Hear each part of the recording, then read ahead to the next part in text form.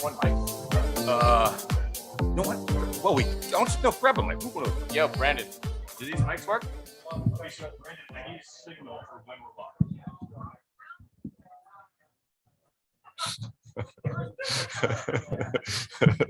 Mic check 1, 2. All right, I'm going to ask everyone that's having an awesome conversation to come join us over here. We're about to get started. Tim and I have a very short introduction. Come on down. Come on down. Grab those beers. Fill them up. Come on down. How do we introduce things here, Tim? On 3? Yeah. 1, 2, 3. And we're live. It's Startup TNT Week 157. Hey, yo. It's Top 20 Pitch Night. It's our 3rd anniversary. I'm about to turn 38. It's pretty much. Hey, listen, Tim, where are we right now? We're at Polar Park. We're at Polar Park. Where did we meet? At Polar Park. We met right here at Polar Park, right downstairs, almost 3 years ago. 3 years, less a month. And, the slides aren't up there. I'd also, before we get started, we got some slides we're going to show. I would like to just take a moment to acknowledge that we are on Treaty 6 territory. And remember, for thousands of years, First Nations, Inuits, Métis peoples have been on this land sharing stories, and we'll be sharing stories tonight. We've been sharing stories for 157 weeks. What do you think of that story, Tim? That's a lot of stories right there. That's 42 deals. 42 deals. Let's hear it for 42 deals, $6 million. And I actually, there's a little plus sign next to that 6 million. I think it's not really doing justice. Tim, how much, didn't you just write checks for like $500,000 just this week? Yeah, like maybe 700 this week. Maybe $700,000 closed just this week. We want to increase that significantly. We got entrepreneurs here tonight. They're going to join this board. Okay, we also got a lot of partners. And I'd like to acknowledge these partners. They're going to be helping us out here tonight. I'd like to play a little fun game with Tim here to acknowledge these partners. So we're going to do a little psychological thing where I say a word and Tim says the first thing on his mind. KRP. Accounting. BDC. Lending. CBRE. Real estate. RBCX. Lending and also banking. Health Cities. Oh, well, like connecting with AHS. That was complicated. API. Oh, building pharma companies. AM/FM. Radio. Radio. No, just kidding. It's marketing. Marketing. Radio and marketing.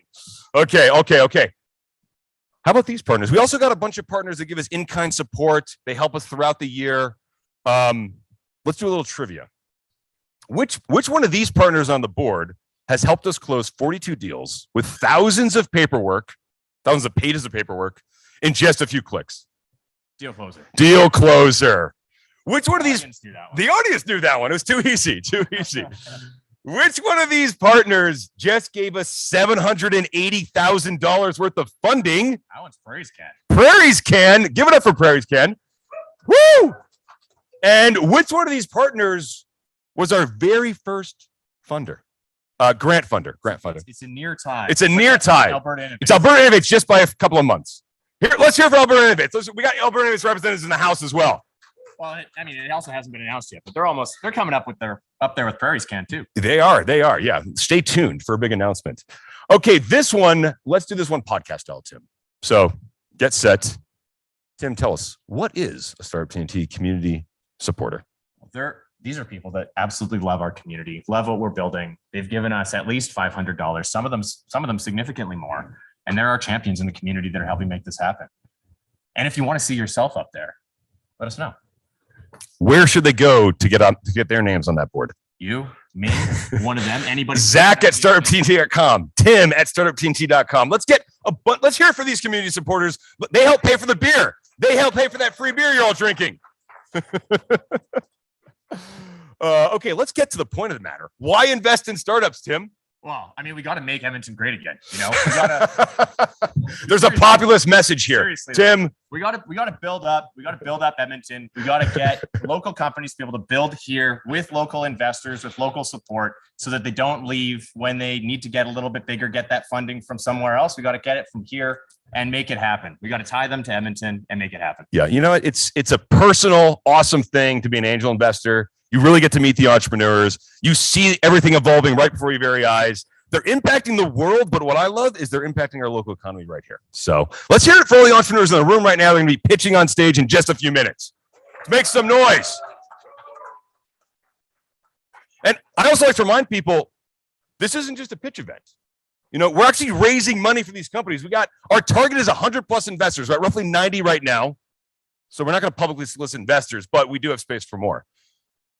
Sure. Okay. 400 plus tickets. Guys, we're pitching right now. There's a bunch of people in Calgary that are also pitching. There's a bunch of people in Saskatoon that are also pitching. We're doing this in parallel across the prairie. And Regina. And Regina is joining the stage. And we're trying to raise at least $1.5 million happening June 23rd at the big finale. But, you know, I like to remind people, this isn't just a pitch competition. This is one piece of a bigger project that we're doing, the Investment Summit program. How does it work, Tim? So each investor, you mentioned there was a target of about 100 of those. Each investor is pre-committing $5,000 to the hat.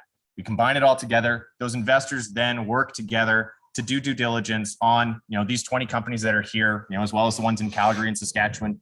And then over the course of these 8 weeks between now and June 23rd, they're working together to figure out which one company is going to get that pre-committed money. But wait, there's more.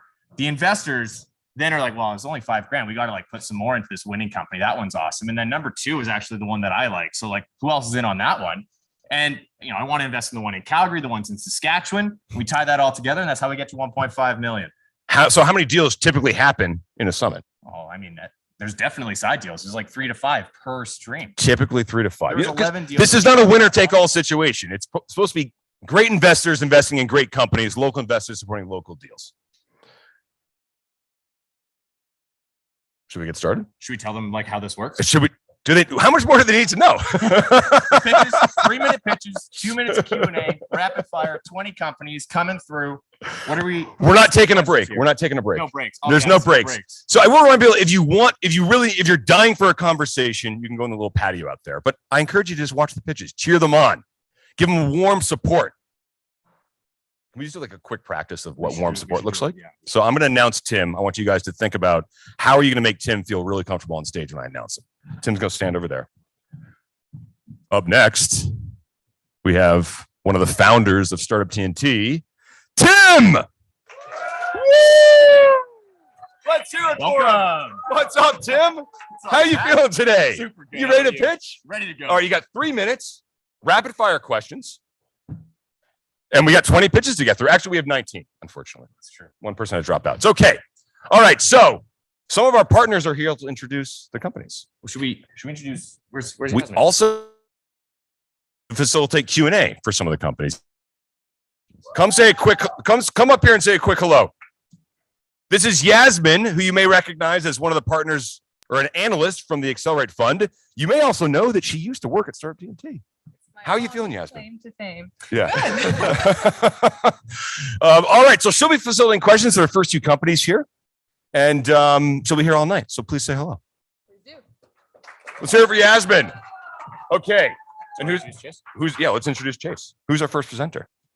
Well, I don't know who the first presenter is, but I can tell you that the first person introducing the presenters is Chase Christensen. Chase Christensen from RBCX, one of our sponsors. Welcome, Chase. Let's hear it for Chase.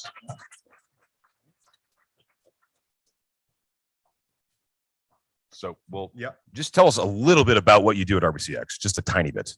Yeah. So with RBCX, we're we're a platform within RBC that launched about a year ago. Our specialty is we work with tech companies from ideation to IPO, really supporting them on specialized lending, support, really diving deep, a lot deeper than we historically have in the past, just to really be advocates and allies for them within the broader bank. Yeah. And Startup TNT is supported by RBCX. Yep. So thank you. You make this shit happen. Yeah. So let's hear it for RBCX. We've got a lot of really awesome corporate sponsors. They provide great support to the entrepreneurs, and they provide actual cash to us to put this event on. So thank you so much, Chase, and thank you so much, RBCX. Our pleasure. Are we ready to make the first announcement? Yeah. Do you know who the first presenter is? I do. All right, let's hear it for her. First presenter is going to be Abby from Clavis Studios. Let's hear it for Abby. Let's hear it for Abby. Come on up here.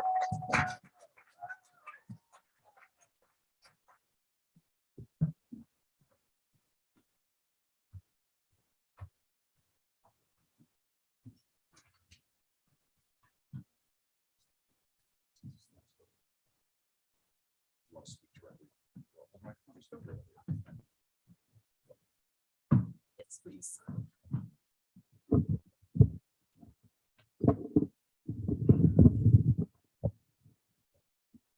I'm not sure. So, okay, that works. Yes, it works. All right, take away, Abby.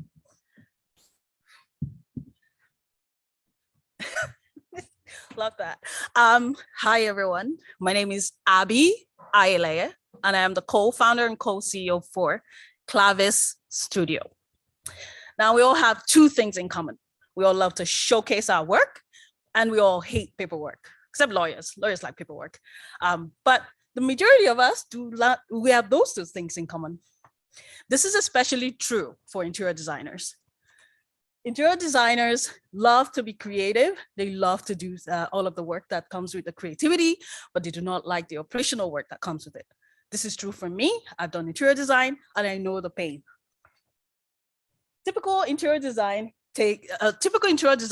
will use about 5 to 7 tools in a day to complete their work. They have to sketch, they have to use mood boards, they have to create videos, they have to render, they have to do so many things with so many tools. With Clavis Studio, interior designers can design in our space, shop for their clients, and do all of their administrative work all on one platform. So this is how it works. The interior designer creates their profile. They engage new clients because our website is accessible globally.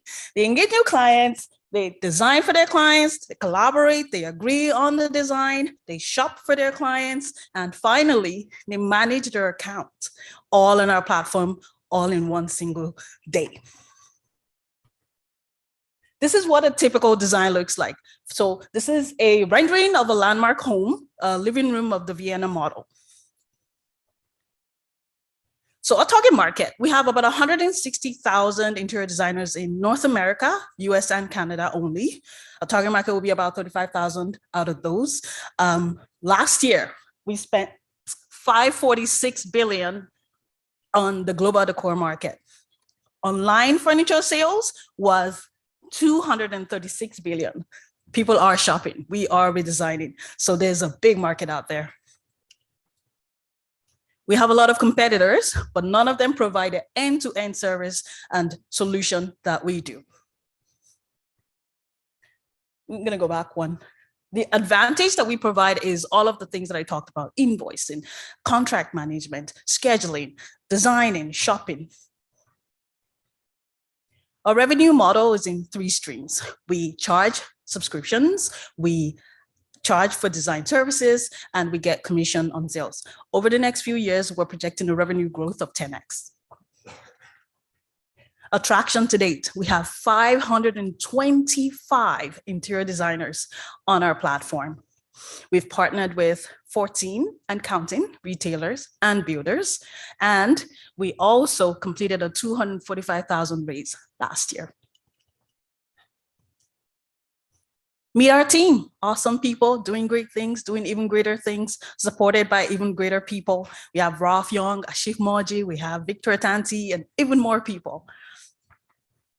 What's our ask? We want to float a seed round so that we can grow our marketing and expand further in Canada and expand into 3 lucrative states we've identified in the United States. Thank you for your time. I'll take questions now.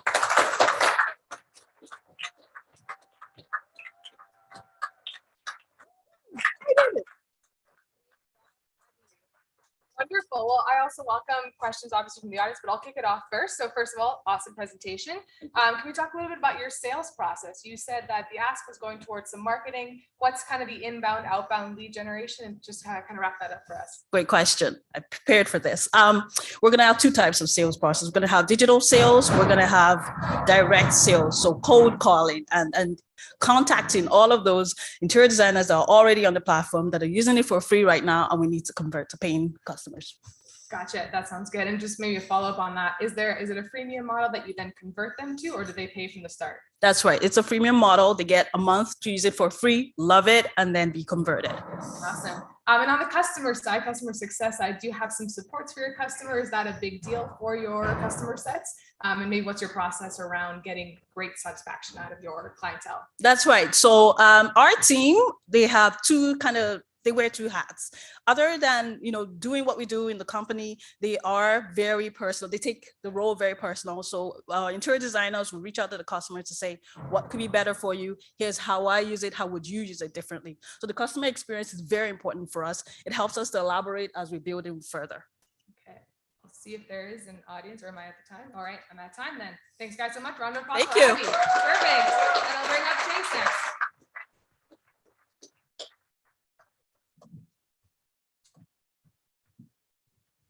Fantastic presentation. So next up, we're going to have Doug Carrillo presenting from AltaGreen Products.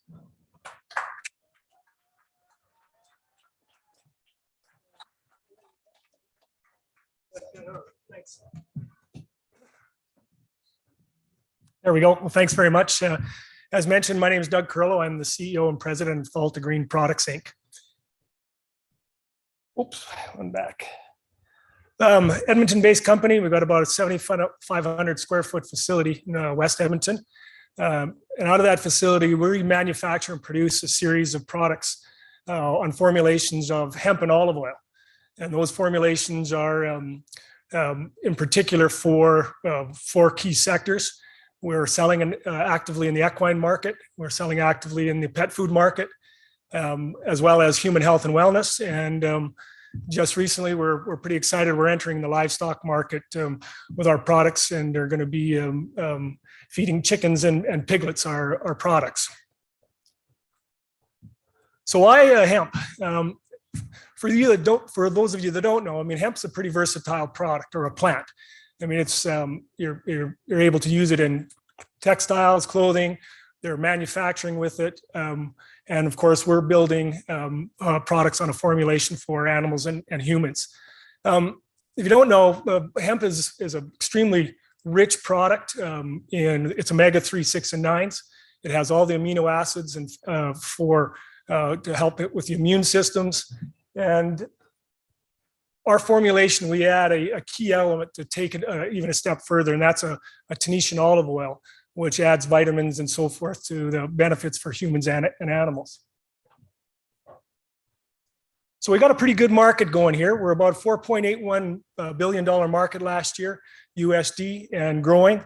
And that market is growing approximately 17% per year. So we've got a good market to address.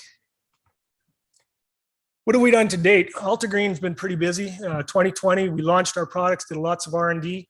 And in 2021, we launched into the market where we signed some national distribution here in Canada, a company called Cavalier, which is taking our products into places like PV Mart and so forth. And we also just launched over in Europe with a Swiss company out of Zurich, Switzerland. And we'll be starting to send our product over there for all markets, pet food, equine, human consumption, and as well as chicken and piglets. So here's where the fun starts, though. In 2021, we partnered with the University of Alberta on the chicken and swine project. And it's blossomed for us. Chickens and piglets, if you don't know, in the early stages of birth, or can lose up to 10 to 15 to 20% through death. And our product helps to develop and deal with the immune system, so lowers that death rate, as well as several other attributes to it. Our first orders are coming from a small place just south of us called Mexico. We just entered that market, so they are taking our equine product in May, and in June they'll place their first order for products in the chicken and piglet markets. So we're pretty excited about that. So what do we need? We need about $3.5 million. We're looking to use that in building additional equipment or buying additional equipment, making our facility EU GMP certified, finishing off on our patents and so forth. So that's what we're using for the $3.4 million that we're looking for. Got to have a good team behind you, and we do. We've got a great board of directors. They span all facets of the business, from marketing to research, our CSO, and sales, both national and international.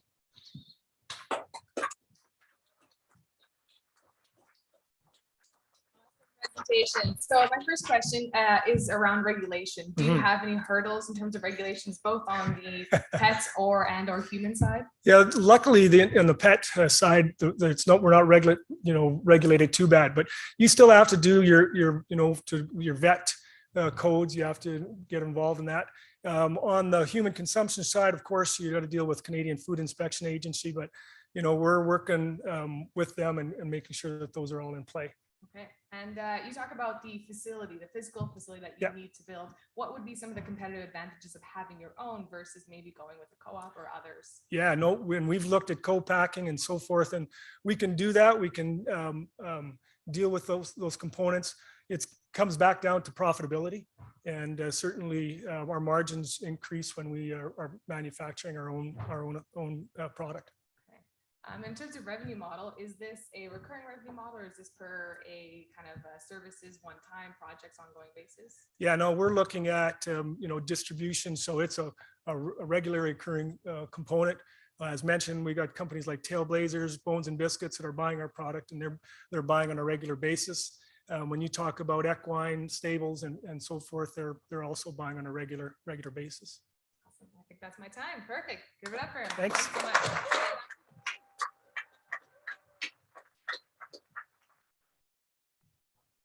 Great presentation, Doug. Thanks, Yasmin. So next up, it's my pleasure to introduce Sia Mack from Correct AI.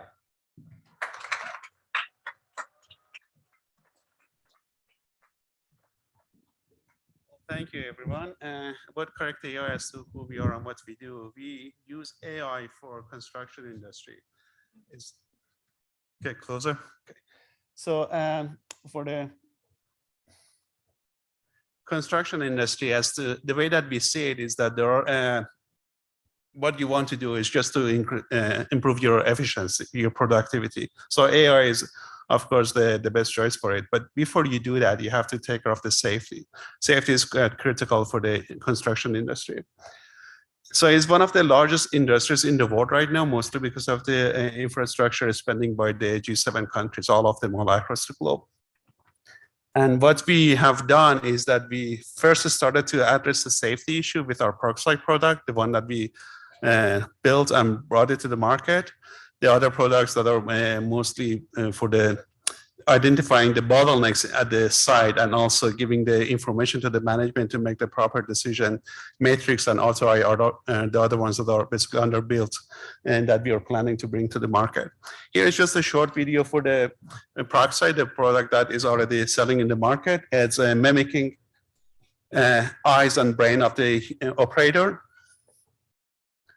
So there's no, unfortunately, sound for that. But what it does is that basically there's a camera LiDAR that is sitting outside of the equipment, and there is a monitor that sits inside the cab and provides information to the operator to make the proper decision.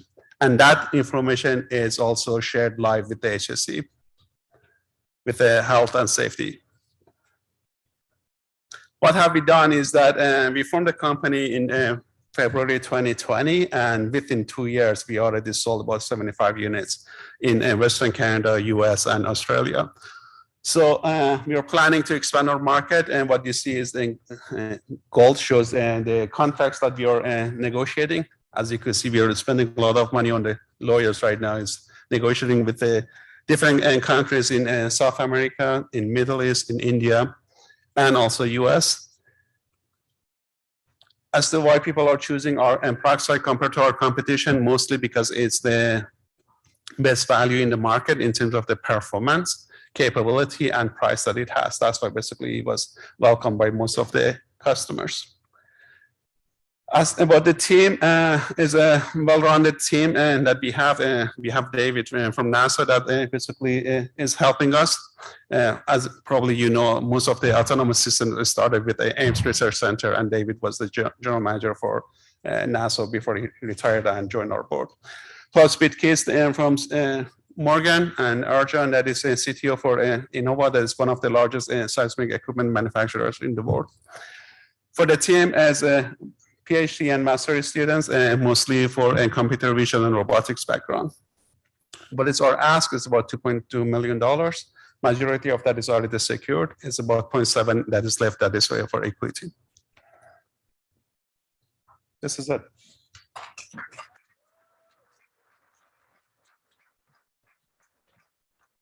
Perfect. Thanks so much for the presentation. First, let's talk about your future roadmap for the products. What's kind of next in line for So most of the new products that we are rolling out is mostly software products. And so once the hardware is in place at the car, what we are going to do is the next is just to generate more useful information for the management to basically process the data and then generate meaningful information for them to make proper decision real time. That's the differentiator, real time information. Okay, that's perfect. And these technologies that are attached to the on-site production facilities, where will that go into the future? Will you have more sensors, more cameras? Is that kind of an add-on package for the full site? So originally what we wanted to do is just go for the equipment. Right now is just getting expanded to the static, going to the facilities as well. So people are using the same technology, installing it to watch the yard and see what's happening over there. Okay. Just pause for audience questions. Nobody, I'll keep going. I happily keep going. In terms of jurisdiction, you're trying to expand beyond Canada, beyond North America, into the other countries. What's maybe the proponent for that? Why go into other jurisdictions versus states? Well, that's one of the main questions my investors ask me is why you're doing it. I said they're contacting us. I'm not going there. So they're asking us to basically take the unit. And when we brought it to the market, actually Finning was one of the first that came on board. I said that we wanted to sell this one for you. And Finning is the largest cat dealers in the world. And once they decide, all the other dealers basically follow the path. So, sorry, following that, I can ask quickly. Is this a distribution channel essentially for you to go into those kind of large cap? That's most likely is going to happen. I mean, we do internal sales, but is becoming only a small portion of our business. Okay, sounds good. We come over time. Thank you guys so much.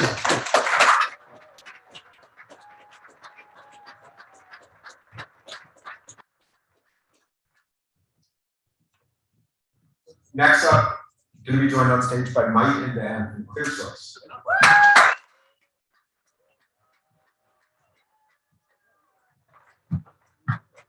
This is fun, eh? You guys having fun? Yeah. We're going to stand up first. So I'm Mike, this is Dan. We're here to tell you about ClearSource, the simplest digital tool for connecting industrial contractors to their products and their suppliers.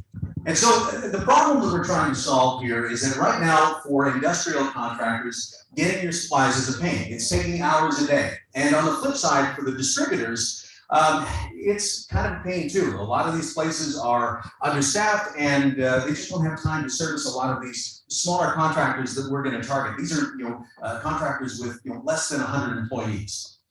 And so that's why we built ClearSource. So ClearSource is a cloud-based solution that's going to connect the the industrial contractors to the distributors with the supplies obviously that they need. And so it's going to provide a few extra things as well. So a little organization so that they are able to better bill their clients and have things sorted when it comes to tax time. So we feel that we're able to save these industrial contractors 2 to 3 hours a day, which is a lot more billable hours for them over the course of a year.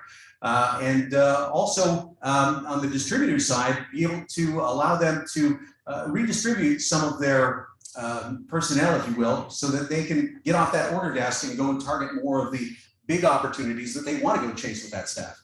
100%. So there are a lot of people in this space right now who are trying to solve this problem. You have, traditional e-commerce companies who are trying to shoehorn B2B transactions into their platforms. You've got, your typical purchasing software, a little shout out to former startup TNT grad, that is typically designed really well for the large contractor, but, for the little guy, it doesn't necessarily make a ton of sense just due to cost and some of the other factors. And then you've got these contractor marketplaces that are popping up around. Typically, they're targeted at the residential construction market.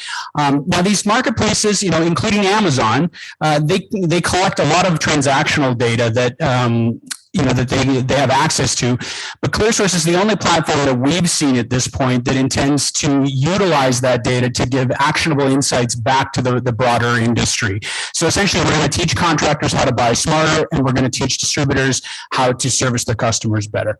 So let's take a look at the market here. So the market here, we've got, again, these contractors, less than 100 employees. There's about 88,000 of these businesses that are out there, about 93,000 distributors, I should say, with a number of different locations. And then you've got manufacturers, thousands of them out there that are hungry for this end user data that we're going to be able to supply them with.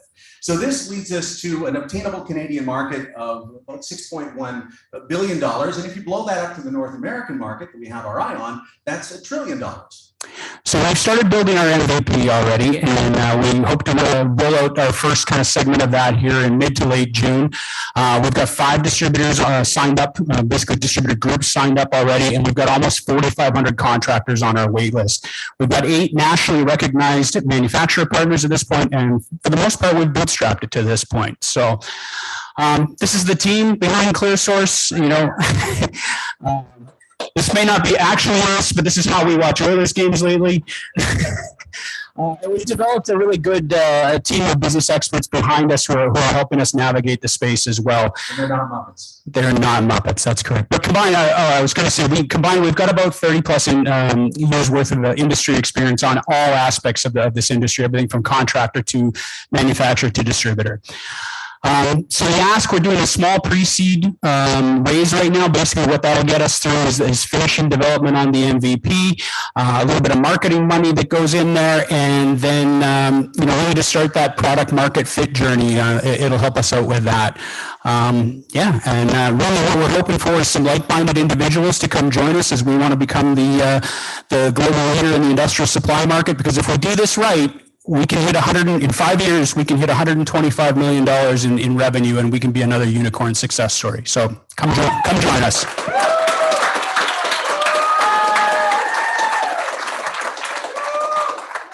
We messed you up by making you pick a third mic, right? It's fine.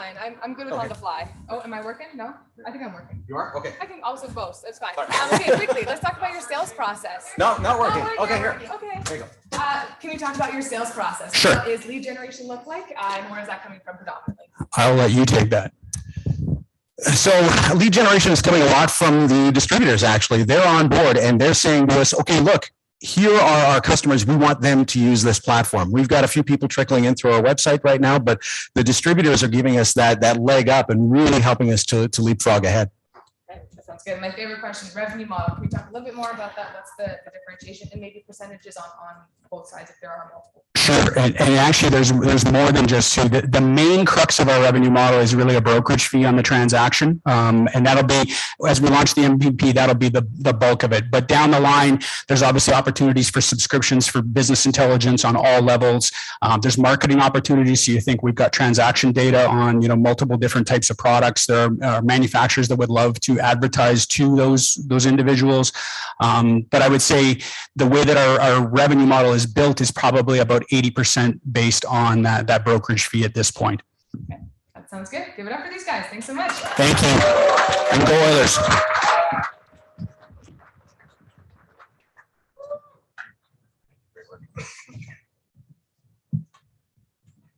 Chase, thank you so much for introducing those companies. Yeah, my pleasure. Thanks for having me. And I know we're just getting started. We are just getting started.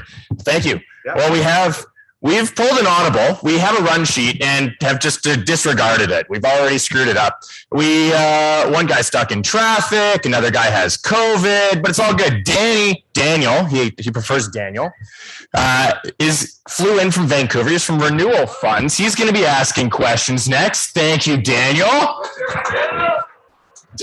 He was just sitting there nicely. I was like, "You want to ask questions like you asked?" He's like, what if I don't have any? I'm like, you're a venture analyst. You're good. This is your job. He'll be fantastic. All right. And we have Mark from CBRE right here waiting in the wings. Mark, welcome on stage. Thank you so much for your support. What is CBRE? In more than one word, because I did that part already. Yeah, we're a commercial real estate brokerage firm. So myself and my team, we spend a lot of time with the startup community, helping companies figure out what they need for real estate.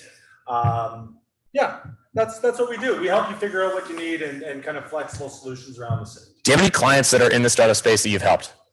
Lots. Yeah, and lots actually that we're working with right now. Yeah, I don't want to put anybody on notice and kind of. You can't name drop? They're legit. I know them. He name drops in private. If you want to have a conversation, he can tell you in private. Yeah. Maybe. I don't know. Actually, that's on camera. I don't know. With anybody. All right. I don't know who's next, but you do. So I'll let you take it from here. Okay, good. Oh, I don't know what this says, but okay. Okay, cool. So yeah, next we have, I hope I'm saying this right, but Awele, and it's Godfrey, who's going to come up and tell us more about their exciting startup.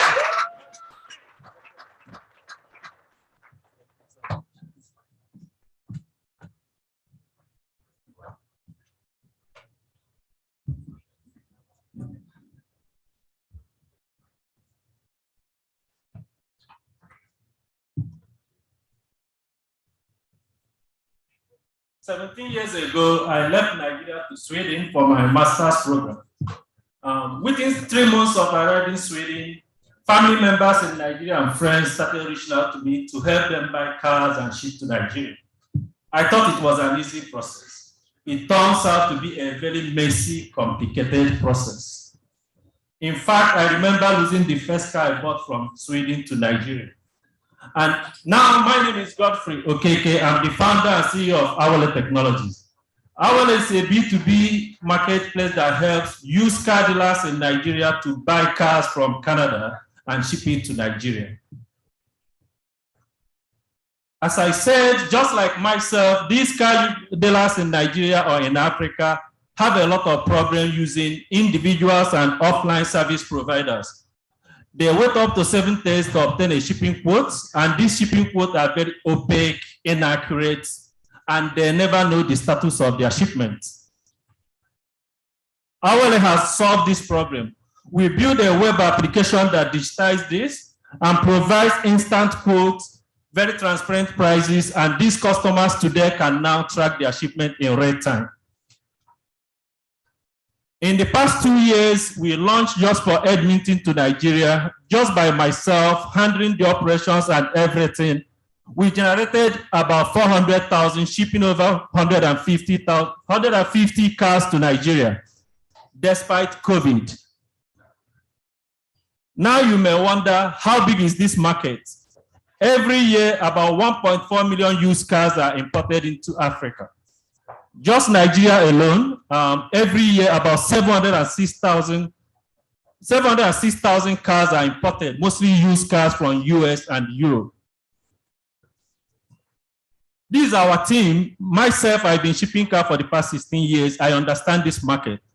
Our CTO joined me 5 months ago after 3 years of persuading him to help me on this journey. He thought it was an easy problem. Then last year, he faced the same problem buying a car from US to Nigeria. Now, he joined me for us to solve this problem. Of course, we are not the only people in this market. There are a lot of individuals and offline pen and paper service providers.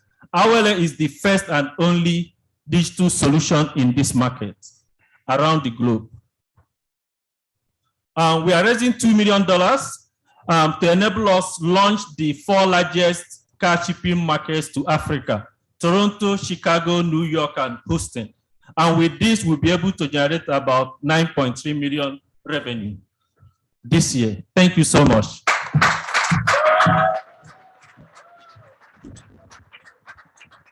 Thank you so much, Godfrey. So I have a couple questions for you. First is, what is your view on supply chain and how are you managing freight costs in your relationship with the freight forwarders? Exactly. Very wonderful question. So logistics is a network business. From customs to trucking, we have a ton of reputable vetted service providers. And we work with them, we partner with them, but we provide the service level, we manage the customer service for this. Great. And could you tell me a little bit more about the unit economics for your business model? Okay. As I said, again, we process the transaction. Our markup is about 10%. So for 400,000, we have a net revenue of about $40,000. Awesome. And then just one more from me. What kind of capabilities are you looking to develop in your software and your offering with the money? Honestly, basically, it's digitizing and automating our backend operations. You know, there are a lot of offline onerous, time-consuming processes, you know, managing shipment, containers, and all those stuff. So what we have done so far is just focus on the front end, but the back end need a lot of automation. Awesome. Any questions from the crowd? Great. How many cars have you shipped, Godfrey? 150 cars, last 2 years, despite COVID. Congratulations.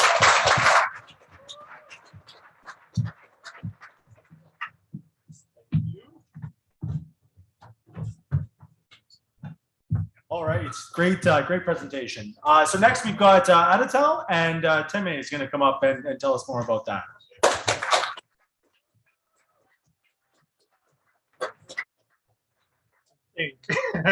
What's the point of the forum? Hello, everyone. My name is Temi. I'm the CEO and co-founder of Atadel. So Atadel is a technological platform that provides convenient on-demand shopping and delivery services to customers. As a newcomer to Canada, one of the greatest issues I faced was not having easy access to the products and retailers I needed to survive on a daily basis. And for some other people, it's not just being a newcomer, it's extreme weather, you know, childcare and family responsibilities, a lot of things right there. For some, it's disability issues. And for retailers on the other side, it's not having the ability to sell beyond their physical brick and mortar locations. But Atadel is already changing that. So right now on our products, on our product MVP, we have roughly 36,000 products options for our customers from different retailers. We offer them variety that they won't find anywhere else, focusing on local stores, not just the major retailers. And we are on demand. We don't ship our products. You get it when you need it. And for the retailers, now they can relax with a peace of mind, knowing fully well that there's a solution that won't, you know, try to suck up all their profits with heavy commissions and all that, since we are commission free. Here's our products for our consumers available on iOS and Android. And here's our shopper. These are the people that fulfill the orders. And here's our business model. 49% of people right now in Canada shop online. So the serviceable available market for us is about 36.5 billion. And this is how we make money. We charge service fee, an average of 15% per order for customers, and retailers subscribe monthly or annually to be featured on our platform. And we are projecting a revenue of $126 million by 2025 if we get the needed resources. And so here's our financial projection. I just went through that. And these projections, by the way, are based on grocery shopping alone. Our model also supports other businesses like liquor, beauty care, and things like that. And here's our traction so far without any major marketing campaigns. We launched about 5 months ago. We have 462 user signups, over 200 successful orders, and an average of $470 spent per customer on our platform. And we also feature 4 major retailers we have, and 5 local and ethnic retailers. And by the way, we're also getting requests from other parts of the country, from Calgary, Winnipeg, Philadelphia, Colorado, grocery stores reaching out to us to work with us. And here's our competition. You guys probably know them, Instacart and Corner Shop by Uber. But where we have a competitive advantage is the fact that we work with local stores and not just the major retailers, using a community approach. And also our design and brand is quite unique. Every Canadian should be able to relate to that. And these are the marketing activities, how we're gonna try to reach our audience. And here's our team. We have a very strong and competent team with many years of experience, logistics, food and retail distribution, grocery delivery, name it. And we've worked with companies like Instacart, Skip the Dishes, DoorDash, Facebook, just to name a few. And we're looking for a seed investment of $900,000. This will be channeled towards product enhancement, marketing, acquiring talents to add to the already competent team. And yeah, thank you for your time. Thank you for listening. And that is my time. Thank you so much. So I think the first question is, where's your co-founder? He left just briefly. We had some orders coming and we had to go take care of them. So. That's great. So it kind of ties into the next question. How do you see the business model working with last mile delivery? Is it third-party operated, contractors, or in-house employees? Yeah, so right now we're using contractors, and that is because we want to give people the freedom to choose what they want to choose and work whenever they want to work. And good, we're also here in Canada, and we can also act as backup. So awesome. And the last question for me, you obviously have a great team, but with the money and future growth, what kind of talent are you looking to hire? So the first thing is we are looking to bring more like technical people to the team. And also we need help with marketing, just because we have a great product, but then if nobody knows about it, then what's the point? So we're looking for marketing specialists and of course, software developers. Yeah. Yeah, great call. Marketing is key. Yep. All right.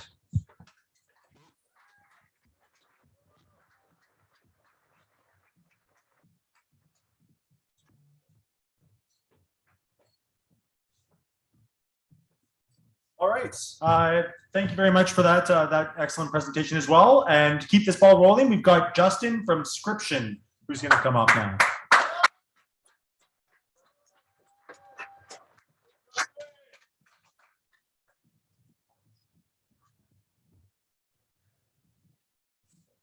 All right, good evening. So I don't know if you guys know of the joke. It's actually a meme by now that the McDonald's ice cream machine is just always freaking broken.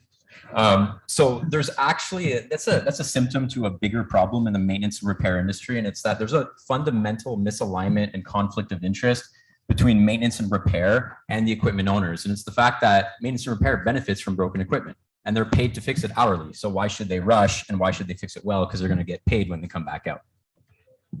So what Scription does is we solve this problem by introducing a subscription-based maintenance model that ties together all of the maintenance and repair costs into a fixed monthly fee that the restaurant pays for on a continuous basis. So now the maintenance and repair company has a reason to incentivize fast service and keep that equipment running and not come out. We're actually just discontinuing the breakdown from the revenue source, and we're allowing for peace of mind of the restaurant, knowing that their repair company is actually looking out for them and trying to keep the equipment running.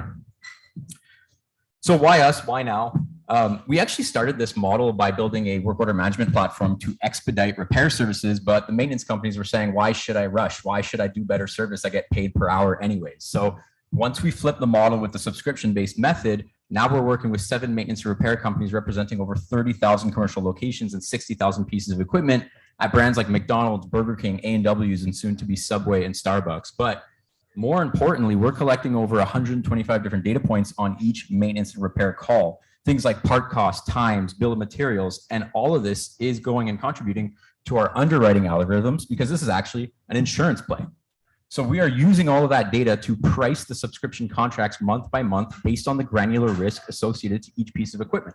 And we're tying that into our platform and making it really easy for maintenance and repair companies to offer these contracts to their existing customers. So we don't even have to do sales. We absorb all the sales from the existing maintenance and repair customers. So how do we make money? We actually make money in 2 different ways. We offer SaaS fees. So those are the fees required for the maintenance and repair company to get access to the platform and sell these subscription services to their customers. We make about $5,500 in USD MRR based on that on the 7 partners we work with right now. These are large service and repair companies, about 10 million in annual revenue.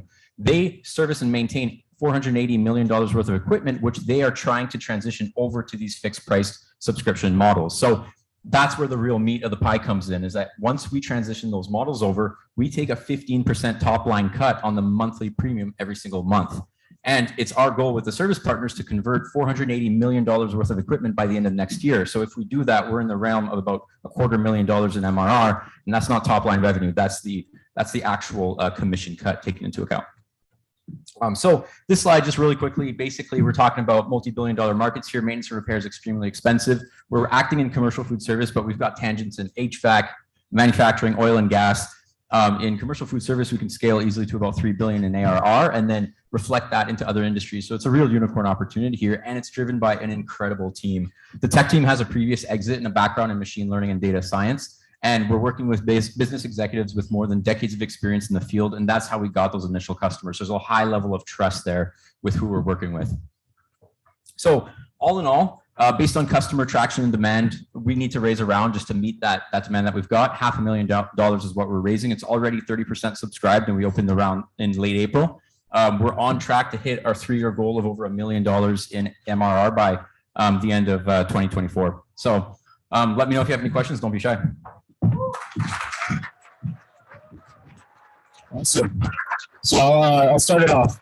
So since you guys sit in the middle, how do you manage both your stakeholders, the maintenance companies and your customers? Yeah, no, that's an excellent question. Like, a lot of people think that we approach the restaurants directly. We just approach the maintenance companies because they've been working with these restaurants for decades. They know their families, they golf together. So basically, if we work with a maintenance contract, a maintenance and repair company, the pull comes from the end customer. It's the restaurants that really want this model because they're suffering the most. And the maintenance and repair companies know they got to offer it, so they come to us because we're one of the easiest solutions. Right, that's great. And so it sounds like you guys really have a value proposition, but what have been some of the hurdles that you've had in talking to the maintenance companies? Obviously you mentioned one, but it'd be great to hear more. Yeah, I mean, if you looked at the data and the technology that they use to conduct their service, you would be appalled. It's just bad because they have no reason to improve. They never have. So we're dealing with connecting to data sources that are fairly archaic, often unconsolidated. So we have a lot of data science talent on the team to build a highly data-driven system to do that. It's super valuable in terms of our exit strategy, but it's a huge challenge. It's a good challenge, but a huge challenge. Yeah, definitely. And last question from me is, how do you generate your pipeline with the maintenance companies?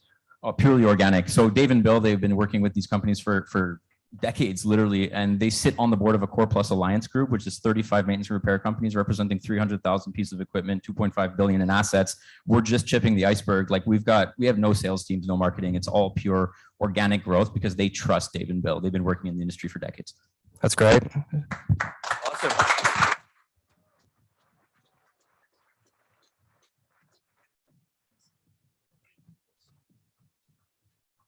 Wasn't kidding. Look, Daniel, not Danny. Daniel can ask fantastic questions. So thank you, Daniel, and great work to the pitches. And Mark is back up here. Thank you, Mark. Super literate guy, can read the names. Fantastic. Thank you. I figured it out. Thank you very much. Thanks to all the startups. This can be a great night. Yeah. Beauty. All right, Zach Storms, onto the stage. What do you got? What do you got right here, right now? I have news for everyone. We have hats. We have 3 hats to give away. Who wants a hat? Who wants a hat?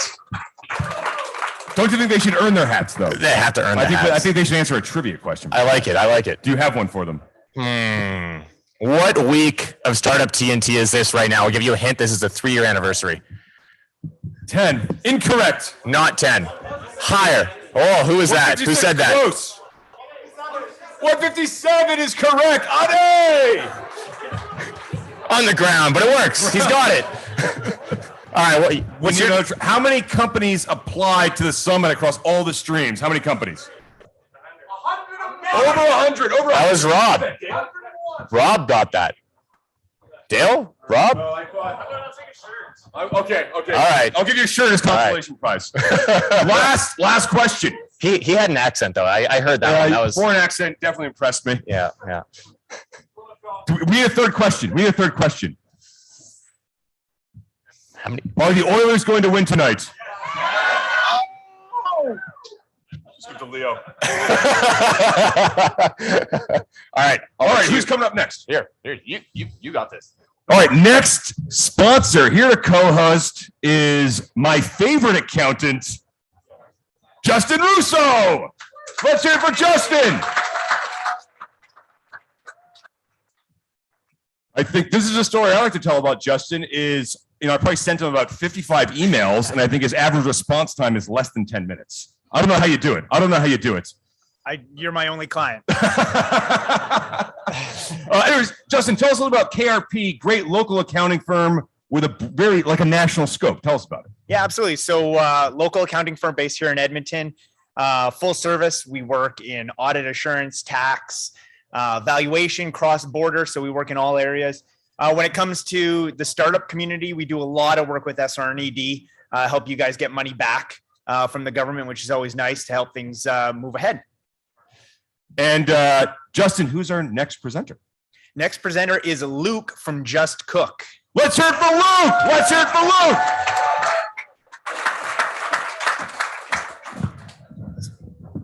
We actually have two presenters. I'm sorry. Oh, sorry. Jennifer.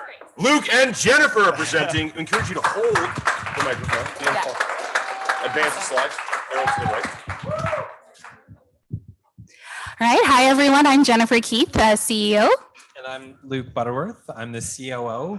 And we build and scale great brands. And so just imagine this. You're an independent restaurant.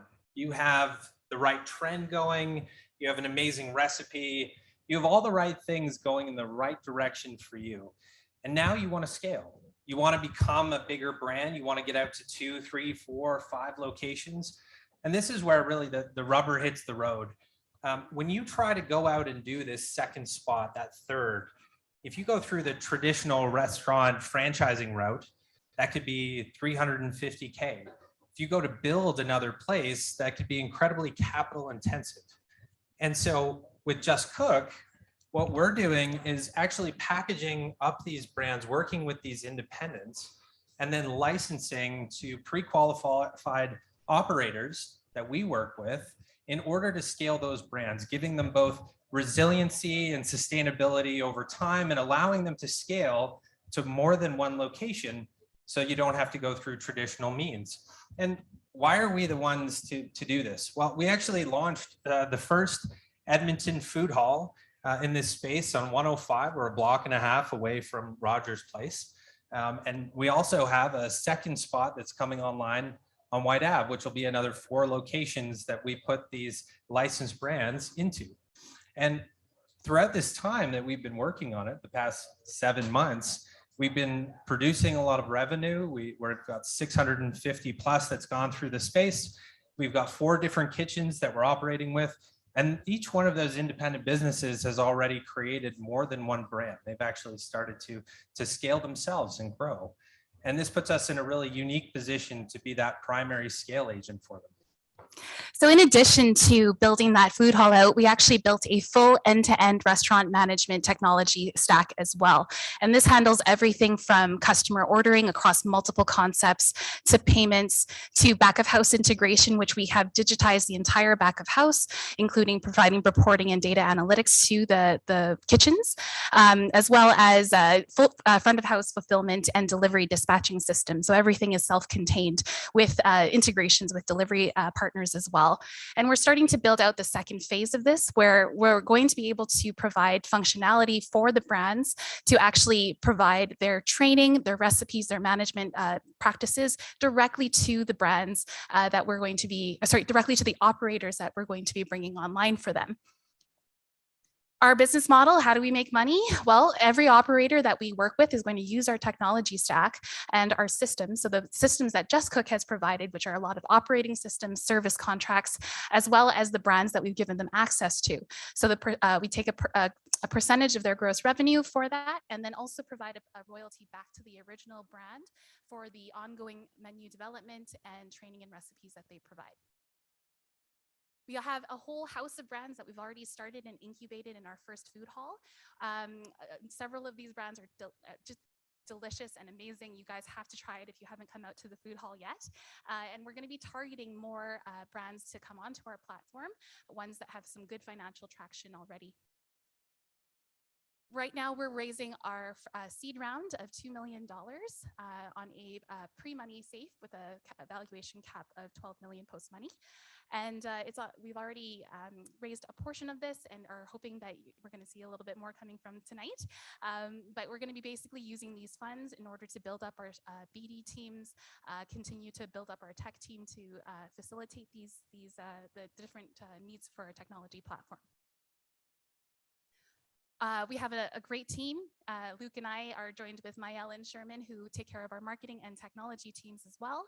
And we have a good operating team that runs the food hall. We're starting to partner with a number of great advisors in the franchising space as well. And that's it. Thank you. All right. Thank you, Luke and Jennifer. Here to facilitate questions for you guys is one of our 4-time investors, Dale Beard, founder of a great local company, IntelliWave. Dale, hand it off to you. Hey, thanks, Zach. Great presentation, guys. Thank you. Good. I'm sure everyone is a little bit more hungry after they've seen this presentation. I know I certainly am. Can you guys hear me okay? Is this working? Yeah. So I saw one of the brands up there is Hawaiian Donuts. It's probably maybe my favorite. Oh. If you guys had to choose one of your favorites, what would it be? Oh gosh, that's such a hard question because they all make such great food. They're all backed by these very talented chefs who've created multiple brands and have a great experience. I really love Hom, which is the Southeast Asian street food brand. Frank's for me is an absolute master, and I've made Backstairs Burgers my go-to. They all sound really good. So just along that line, so you guys have a plan for more brands, or are you guys gonna stick with the 8 to kind of get started here? Yeah, I think immediately we're focused on the 8 brands that we have, scaling them to this white application. But immediately we're looking for new and interesting concepts that are already starting to scale. Second location, and bringing them on, being able to facilitate. Really good. Just to go along, so in terms of how you're going to sell the franchises, you've got chefs and you've got restaurateurs. I think if I got that name right. What's your sort of go-to-market, and how are you going to acquire the chefs and the restaurateurs? I'm sure it's a different sort of channel. Can you tell us a little bit about that? Yeah, there's 2 different ones. I'll answer first, Yeah, and Jennifer can jump in. But on the one side, great brands and chefs, that's a community. One part of it is just organic. Really find a lot of interesting concepts just going through our existing chefs and giving them this really cool opportunity. Then on top of that, these brands are really visible. So, identifying the right ones and reaching out, it's going to be a direct. On the other side, there's a lot of different trade shows. There's even one coming to Edmonton and then to Calgary. These are existing channels that have already been built up over time, and we're going to use those to our best. Yeah, and like I said earlier, we are partnering with a number of advisors who are actually in the franchising space and who have multi-unit operators. So we have a really compelling offering, I think, supporting these independent brands to be in these multi-unit operations. All right, I guess that's my time with you guys. But great presentation. Thanks, guys. And good luck.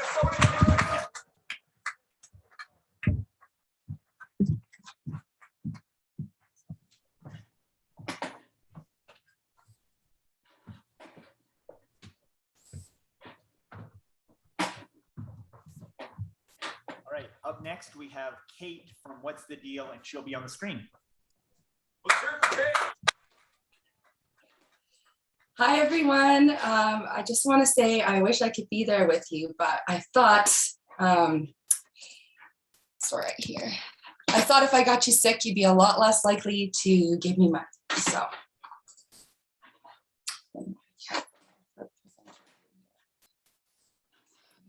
you guys see my screen? Okay. So let me set the scene. You just finished work.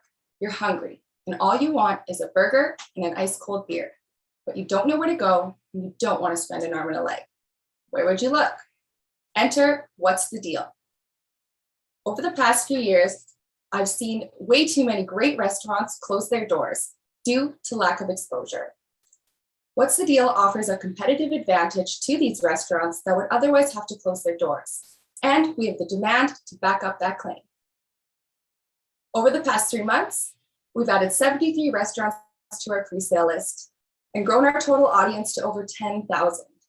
We did this by offering restaurants an opportunity to increase revenue, fill seats during off-peak hours, and help consumers discover great deals easily and efficiently.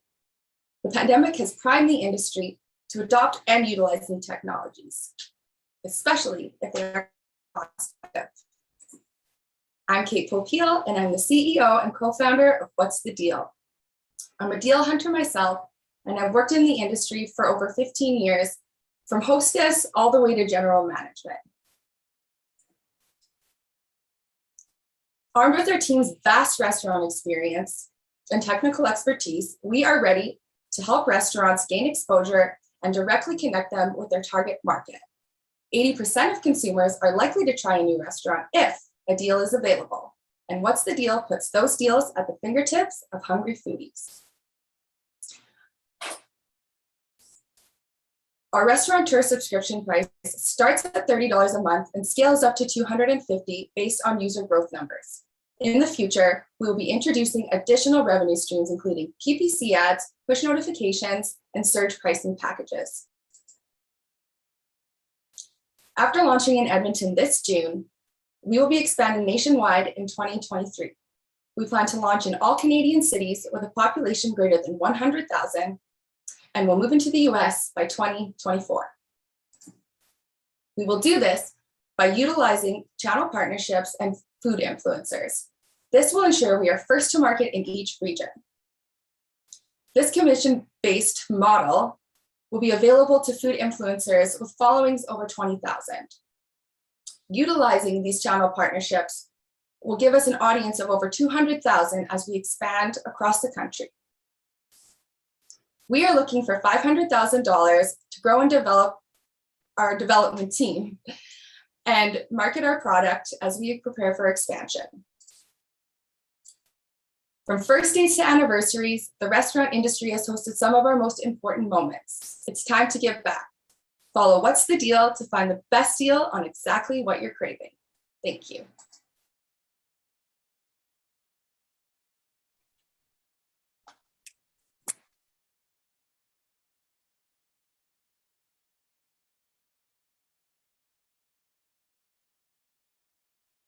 Questions here to kick you off.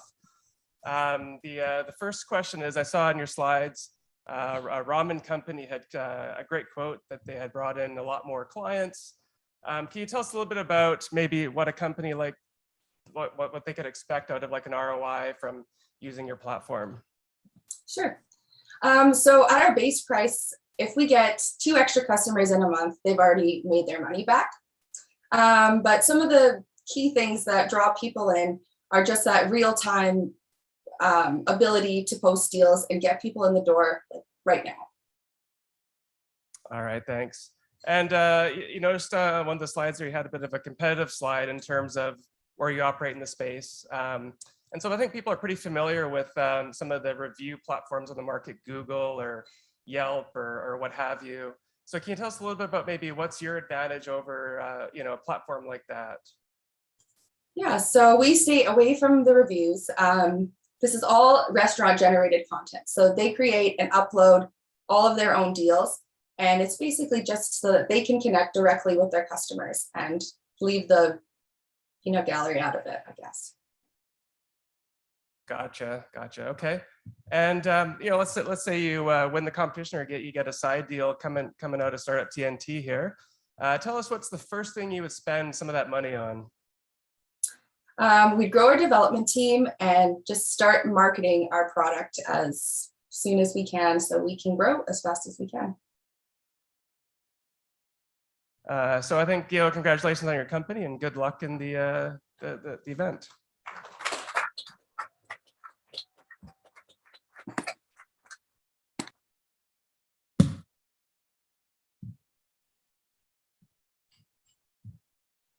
All right, our next presenter is Jess Black from Jess Black.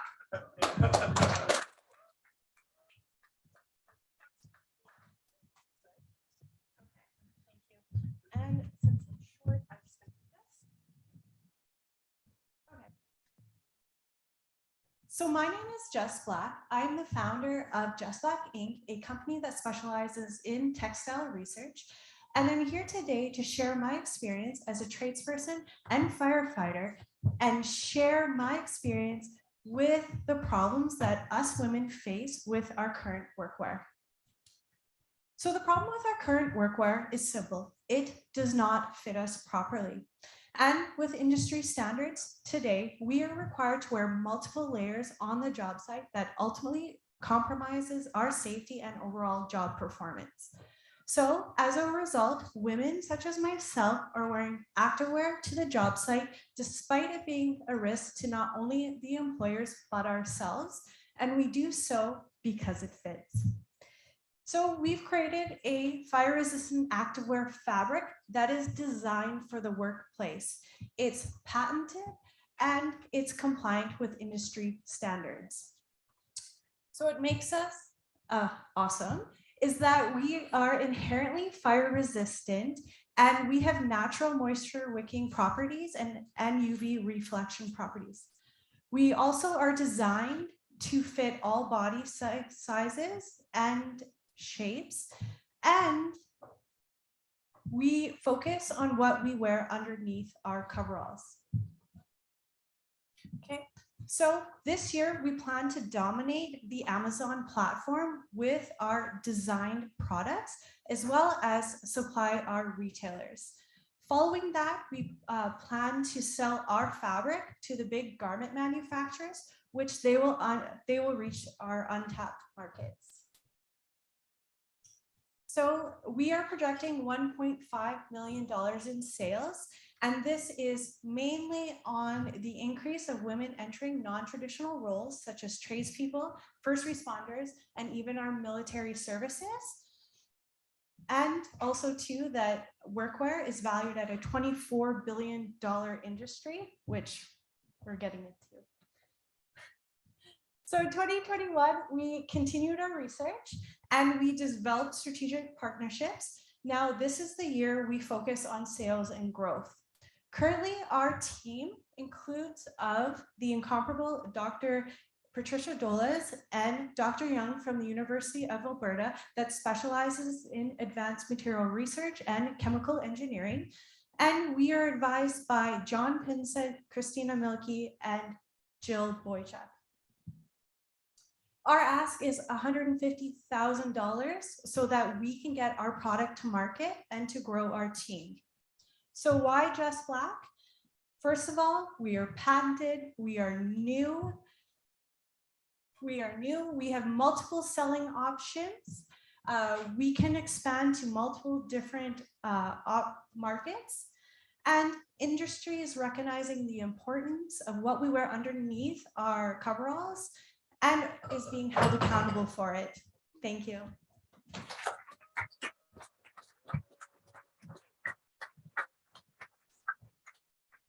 I'll ask a few questions here. No, you can hold that. That's fine. Sure. I don't even know what that thing does. All right. Well, congratulations on the patent. Really, really cool. So, when we talk about sales and growth coming up here for your company, what's your manufacturing plan when you get started, and then what's your long-term vision on manufacturing? Where do you want to, produce the garments and 100%. Yeah. So our saving grace is that our fabric and our clothing is actually manufactured all in Canada. So the fabric is built in Montreal and our manufacturing facility is here in Edmonton. Our long-term goal is to take our fabric manufacturing outside countries so we can make our activewear a lifestyle choice and affordable. So that makes a lot of sense. And just to kind of follow on with the manufacturing question, have you looked at really what it's going to cost you to manufacture some of the garments, and then for the retail purposes, like what would you actually sell these for? So if we look at like a gross margin, what could you expect out of a Jess Black so company? 50% gross margin, if not a little bit higher, and the average cost of a pair of pants is $100. So the same as your basic Lululemon. I wouldn't pay anything that I'm already paying now because I am the customer, so it's realistic. Gotcha. And in terms of sort of the marketing, the go-to-market, I'll ask you the same question I asked another presenter here.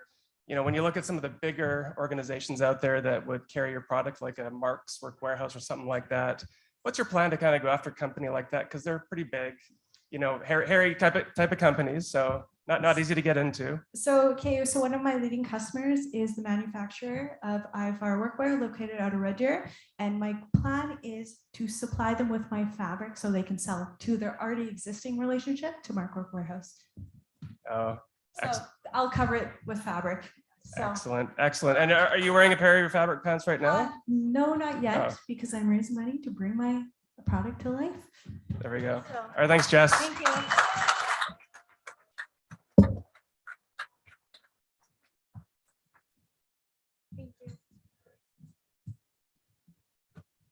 So coming off of fire protecting clothing, we have Jeff coming up from RocketFire Labs.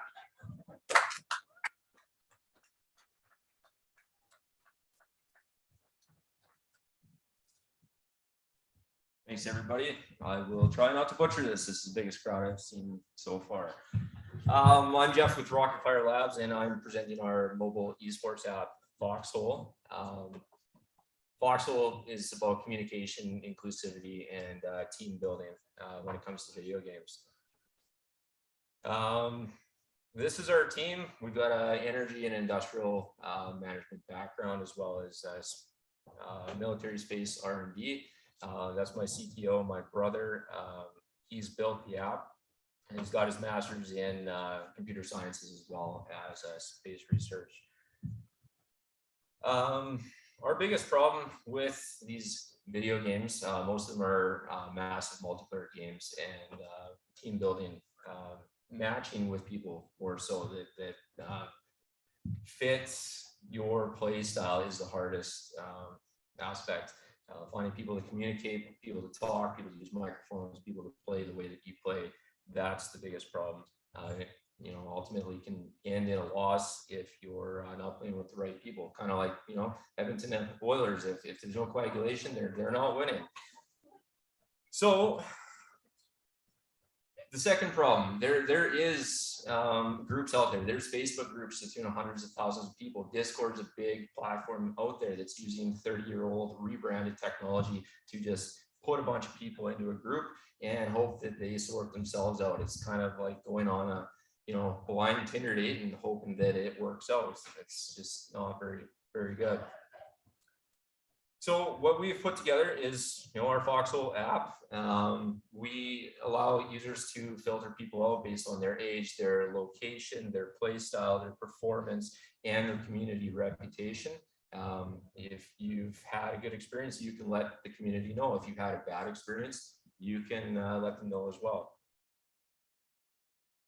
So when it comes to the market, as far as global users go, there's 2.7 billion video game players on the planet. 1.1 billion users play a total of 4 of these games. The 4 most popular being Warzone, Fortnite, Apex Legends, and PUBG. So maybe I should back up. Our revenue stream with this market opportunity, we're shooting for 1% of our available market opportunity of 11 million users. Or sorry, we are shooting for 11 million users total, and going for 1% of that. We've had a limited beta test. We've had 200 users, and we've seen a payout of $87 per 1,000 ads, and a user acquisition of 77 cents per user. Our second revenue stream is going to be academic esports. Esports is just massively growing when it comes to teams, and universities are jumping on board, just like university football or basketball. Every university is picking up a team to go with it. And currently in the United States, there's just about 200 teams. We're going to support those teams by offering a premium package. We will you know, charge for the team and charge per user, and in return, they're going to get exposure for the academic programs with the university. Currently, there's $16 million US dollars going into scholarships for these programs and for these teams. I think I went through some of this stuff already. We've got 40 with our payout rate. Based on 100,000 users, we're looking at about $44,000 gross revenue on a daily basis, which, you know, by the end of this year, we'll be moving into February with positive cash flow. And by the end of that year, 5.8 million gross and 3.5 in net revenue, following into this following year with $24 million in revenue. So communication is at the core of what we do, but it's not the only thing. We allow users to link up their other social accounts, such as Twitch, Facebook Gaming, and YouTube. So not only just matching with those other players, you can show them what you can do. There's another picture of the app there. And we're seeking 500,000 in seed investment, discounted 15% for 5% equity. That 500,000 is going to carry us through March next year. for operating expenses, hiring a couple additional investors, not investors, developers, as well as social media marketers. And that's all I've got for you guys today. Thanks for your time. Thank you. Good job. Good job. Running a little bit over time here, so I'm just going to ask you a couple questions. Sure. The first one, you know, when I sort of see your 70, I think you said 77 cents to acquire a user. What's your channel for that? How do you actually go ahead and get someone signed up on your platform? So initially we're doing Facebook marketing, Instagram marketing, targeting people that are specifically viewing video game based products, stream channels. We're putting together a viral marketing program that should drastically reduce that cost, so we're not directly advertising to an individual user. We're using the population and people that are already using the app to tell their friends and bring them on board. Like the halo effect, I guess you'd call that, Effect, or the network effect. Yeah, great movie, by the way. I thought it was a book, but I haven't seen the movie. The movies are usually better, but anyway, Sure. in this case, sure. Yeah. So the ask, in terms of your ask, you know, what would you spend the $500,000 on? So $500,000 is going to be used for marketing. We're going to hire on another developer to social media marketing, and that's going to propel us into something like 30,000 users by the end of next year, and then 100,000 for following. All right. Well, that sounds really good. Thanks again for the presentation. Best of luck at Start TNT.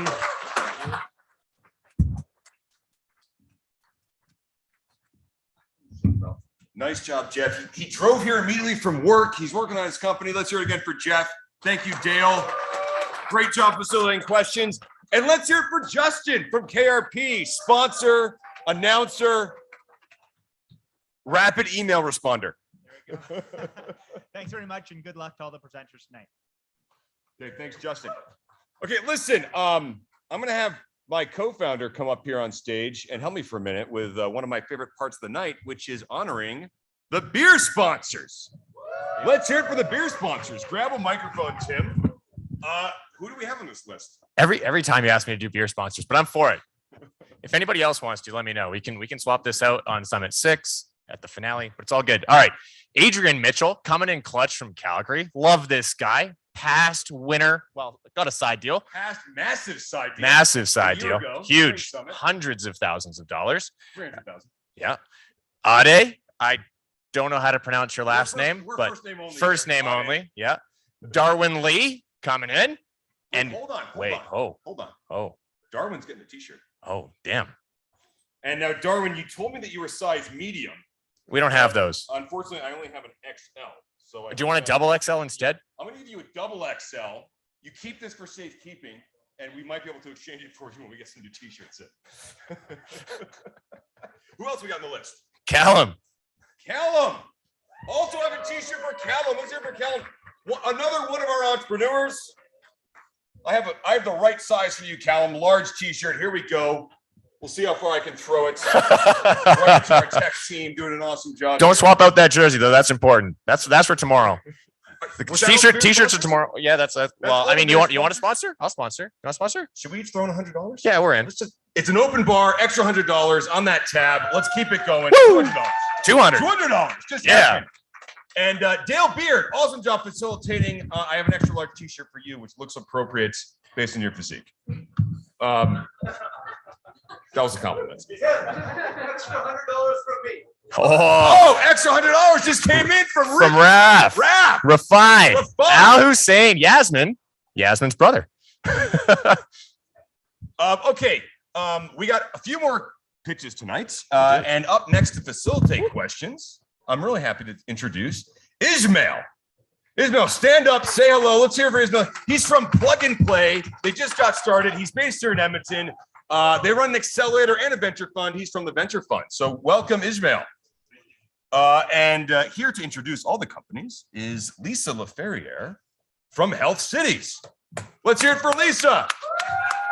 Now, Lisa informed me that when we did the name association game, we didn't quite get the association correct. So I'm going to blame Tim on this. Lisa, please elaborate. What should we have said about Health Cities? Well, Tim, if I had to pick one word to describe Health Cities, innovation would be the word that I would use. Innovator. Well, let's expand on that. Let's expand on that word, Lisa. Well, Health Cities works with local innovators to apply innovation to health, to improve health outcomes and reduce costs to the health system. That's awesome. Let's hear it for Health Cities. What's the best way for people to get in touch with you? They're looking for your support. Lisa@healthcities.ca. Oh, so simple. Lisa at healthcities.ca. Okay, who's our next speaker, Lisa? Let's introduce him. Ron from CanaGas. Ron, let's hear it for Ron from CanaGas. Come on up here, Ron.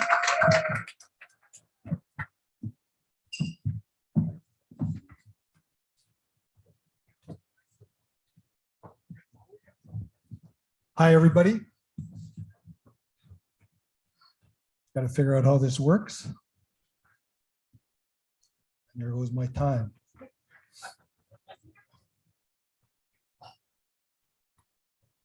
I don't know what's going on here. Fat fingers. Okay, my name is Ron Fink. I am the president and CEO of CanaGas Incorporated. We are a startup manufacturer that will grow into a worldwide supplier of pressurized liquefied natural gas. I'm here to ask you or to show you how you can help us do it. Unless you have access to conventional infrastructure, it's very difficult to get your product to market. Natural gas and propane in North America are landlocked. We're far away from the market itself. The worldwide market is large. We can go anywhere. There is no opportunity to get the product to market unless you use a pipeline to get it there cheaply and or conventional transportation. Sorry. No pipeline, no problem. CanaGas, we have 3 tanks built inside of a conventional shipping container. The tanks are lightweight, the tanks are corrosion resistant, and we have extra volume in our tanks to get the product to market. Our technology advantage, we have conventional low-cost manufacturing. Our containers are all the same size, they're all the same tank, and we're patented in 6 countries. Our roadmap or our path to revenue, we will have revenue in 6 months from proof of design. Our target markets, the Canadian midstream transport of propane. So what we'll do is we'll take propane and sell it across North America. The propane will go in our containers. We will deliver it. We will lease and sell our containers to start till we can generate some cash flow. The real market for us is the export and transport of the propane to take it to different parts of the world. I show a slide here of income, and I made the numbers really small because nobody's going to believe them anyhow. If you look at them, we're talking in $50 million increments. Our containers are limited by the amount of containers we can build in a year. Our first year's revenue could be negative because we're counting on a price spread of $500 per metric ton. So the world market today, the price spread is $700 per metric ton, and that's the amount of money that we can make per container. So with our containers, we can ship and make profit or money. If you want to talk about income on our containers, we can make $200 per day per container. Our business and management team is built to manufacture and commercialize these containers. And our ask is $3,250,000. We have 10 million shares. We're selling 3 million shares for equity, and we're using the money to do our proof of design. We're going to discount the first $250,000 so that we can have the proof of design. Everybody up here, everybody's been up here, they're offering you the opportunity to make money. Our company is offering you the opportunity to make some really big money. So I'm looking forward to your questions.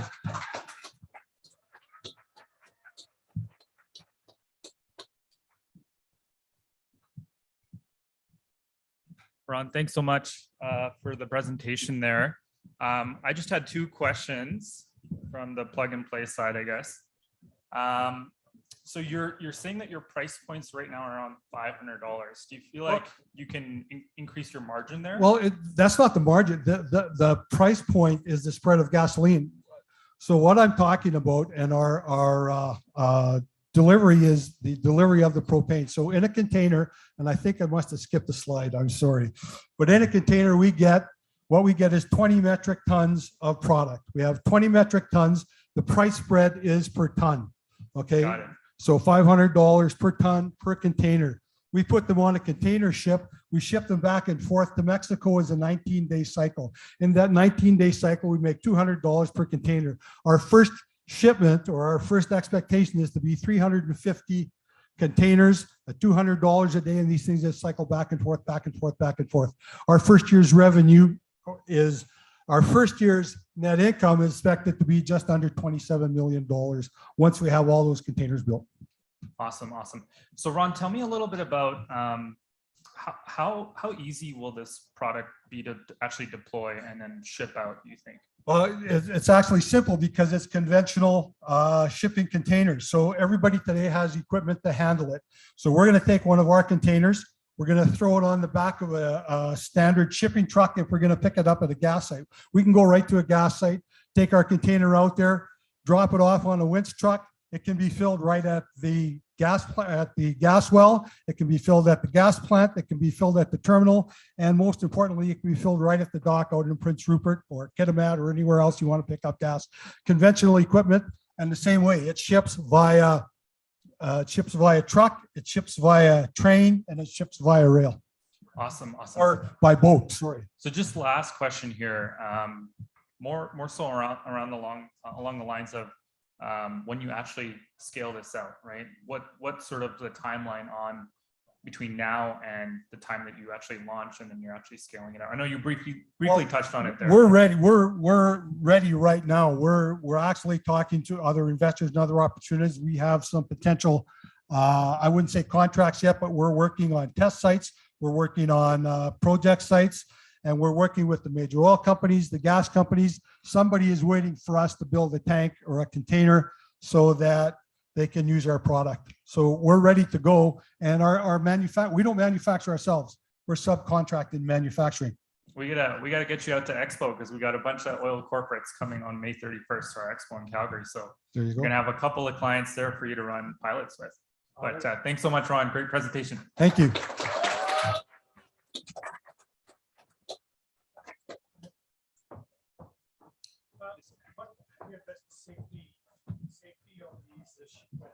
Yeah, that was also in the slide I missed. The safety is we are building to an ISO standard of 17519. That ISO standard meets the requirements and the approvals of DOT. So we can ship any method. Thank you, Ron. Next, we have Aisha from Fairly Staffing.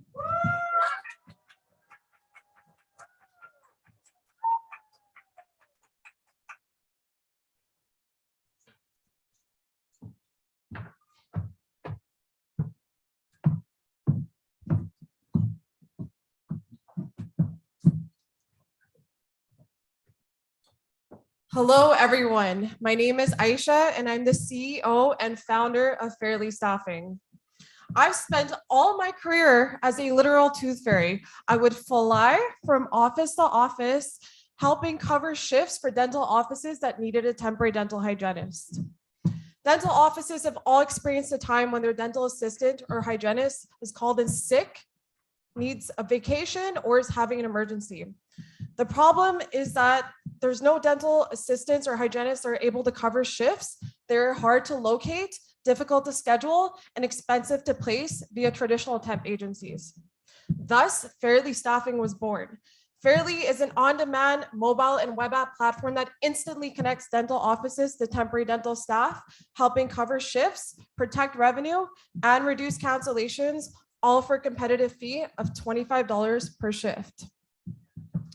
I grew the platform organically while working full-time as a dental hygienist during the pandemic.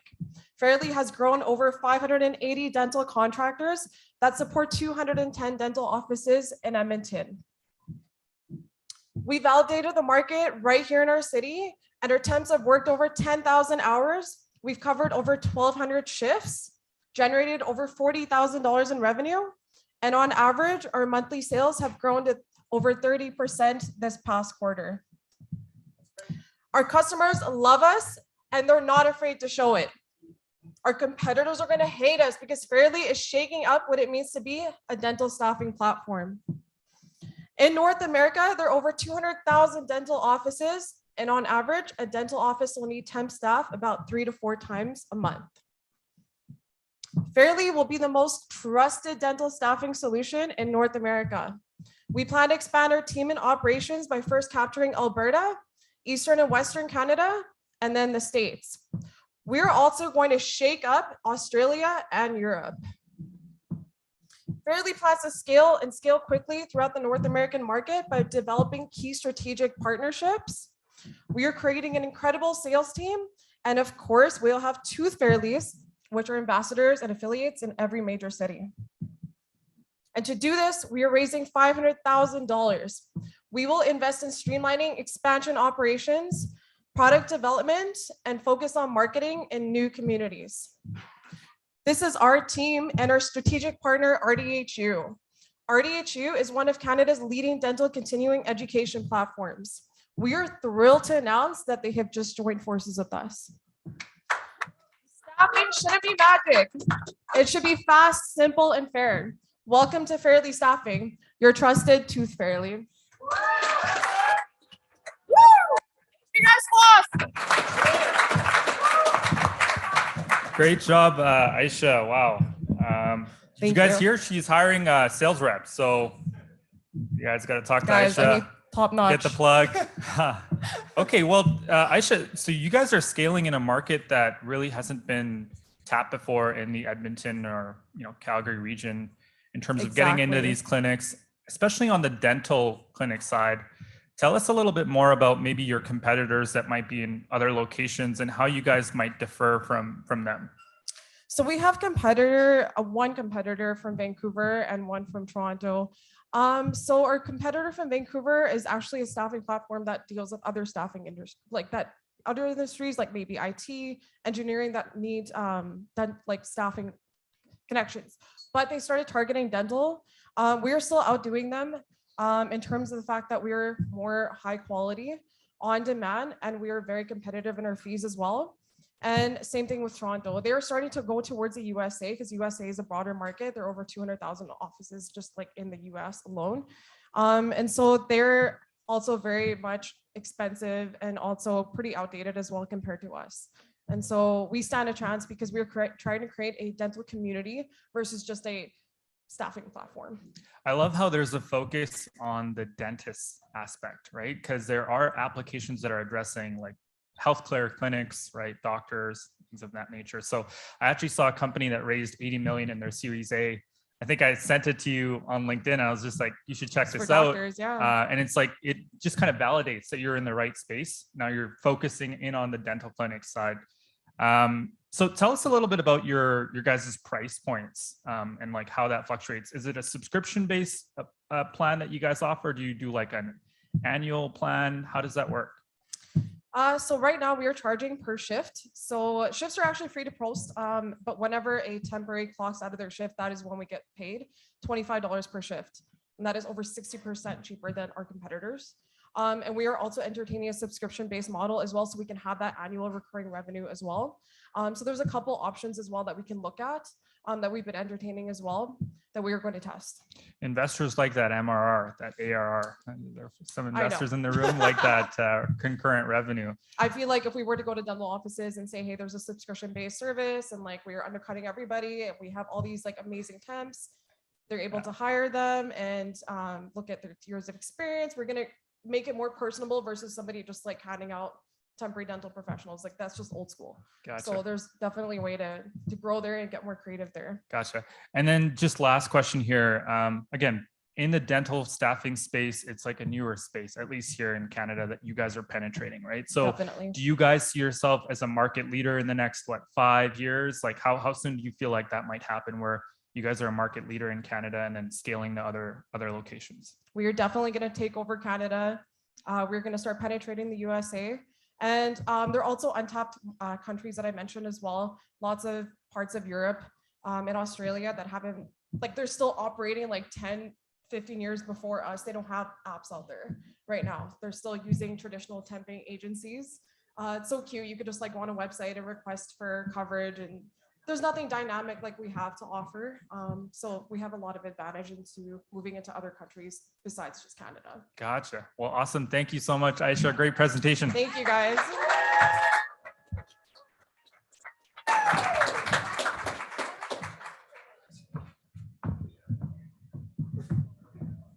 Thank you, Aisha. Great pitch.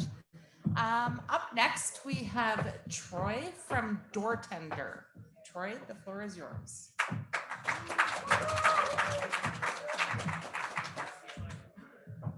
Awesome, thank you. So I want to start off by asking you all a question.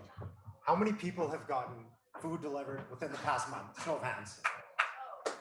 Most of us. But how many of you have gotten alcohol delivered within the last month? Crickets. So, and why is that? Alcohol delivery makes a lot more sense than food delivery.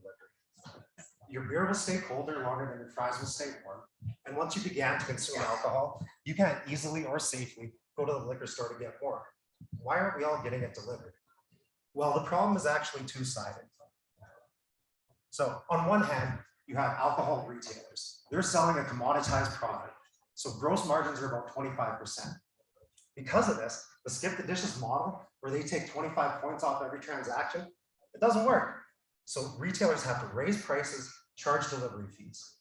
But on the other hand, you have consumers of a commoditized product who are notoriously price sensitive. Think about it in the context of gas station, grocery stores. People do not want to overpay for these products when they know what the price is. And it's because of this, you haven't seen widespread adoption. And the retail brick and mortar alcohol business is a tough business. There's over 350 locations in Edmonton alone, all fighting over this small little pocket within the community with these tight margins and very costly overhead, prime real estate. It's not an easy business. Doortender flips this on its head and unlocks massive economies of scale. By utilizing dark stores and leveraging our own in-house e-commerce and logistics network, we're able to 10-fold, 100-fold, 300-fold the market reach. So we came up with this idea just over 2 years ago and launched in the pilot market of Red Deer. In that time, we've grown to almost 5,000 accounts. We've done 700,000 trailing 12 months revenue. And what that equates to, and this is important, is about 1.5% market share within Red Deer. And now I want to focus first and foremost on the market size. Now, this isn't a niche SaaS product. We're talking about one of the most pervasive consumer products across cultures in the history of mankind. The alcohol demand is unflappable and continues to grow. So I'm only talking about Alberta. This is a very modest market size. $3.5 billion spent annually on alcohol in Alberta. If we can capture 3% market share in Edmonton, Calgary, and Red Deer, that's almost $50 million in annual recurring revenue. That's just a very easy linear extrapolation to get to that point. And that's just the base business. So we have additional ways to monetize our platform beyond just brick and mortar retailing or online retailing. So monetizing our website through advertising sales, paid product promotions, data analytics, monthly membership opportunities. There's a plethora of ways that we can begin to monetize as we scale and expand geographically. But this is the most important part of the business. Doortender was founded by 3 lifelong friends. We've known each other since grade school, and we all had a wide breadth of corporate experience. COVID hits, and we all get furloughed basically on the same day. The next day, we jump on a Zoom call, and just 88 days later, we had funding, a location, inventory, and V1 of our app, and we had launched for business. And it's that nimbleness that's going to allow us to scale and grow effectively. So we're excited to announce that we've already secured non-dilutive funding to expand into Edmonton. We're going to be here within the next 90 days. And if you're interested in being on our sign-up sheet, go to doortender.ca, put in your email, you get a promo code. Simultaneously, we're looking to raise $500,000 to fan the growth flames, expand to Calgary, and we're going to unlock even more additional economies of scale. Thank you for your time.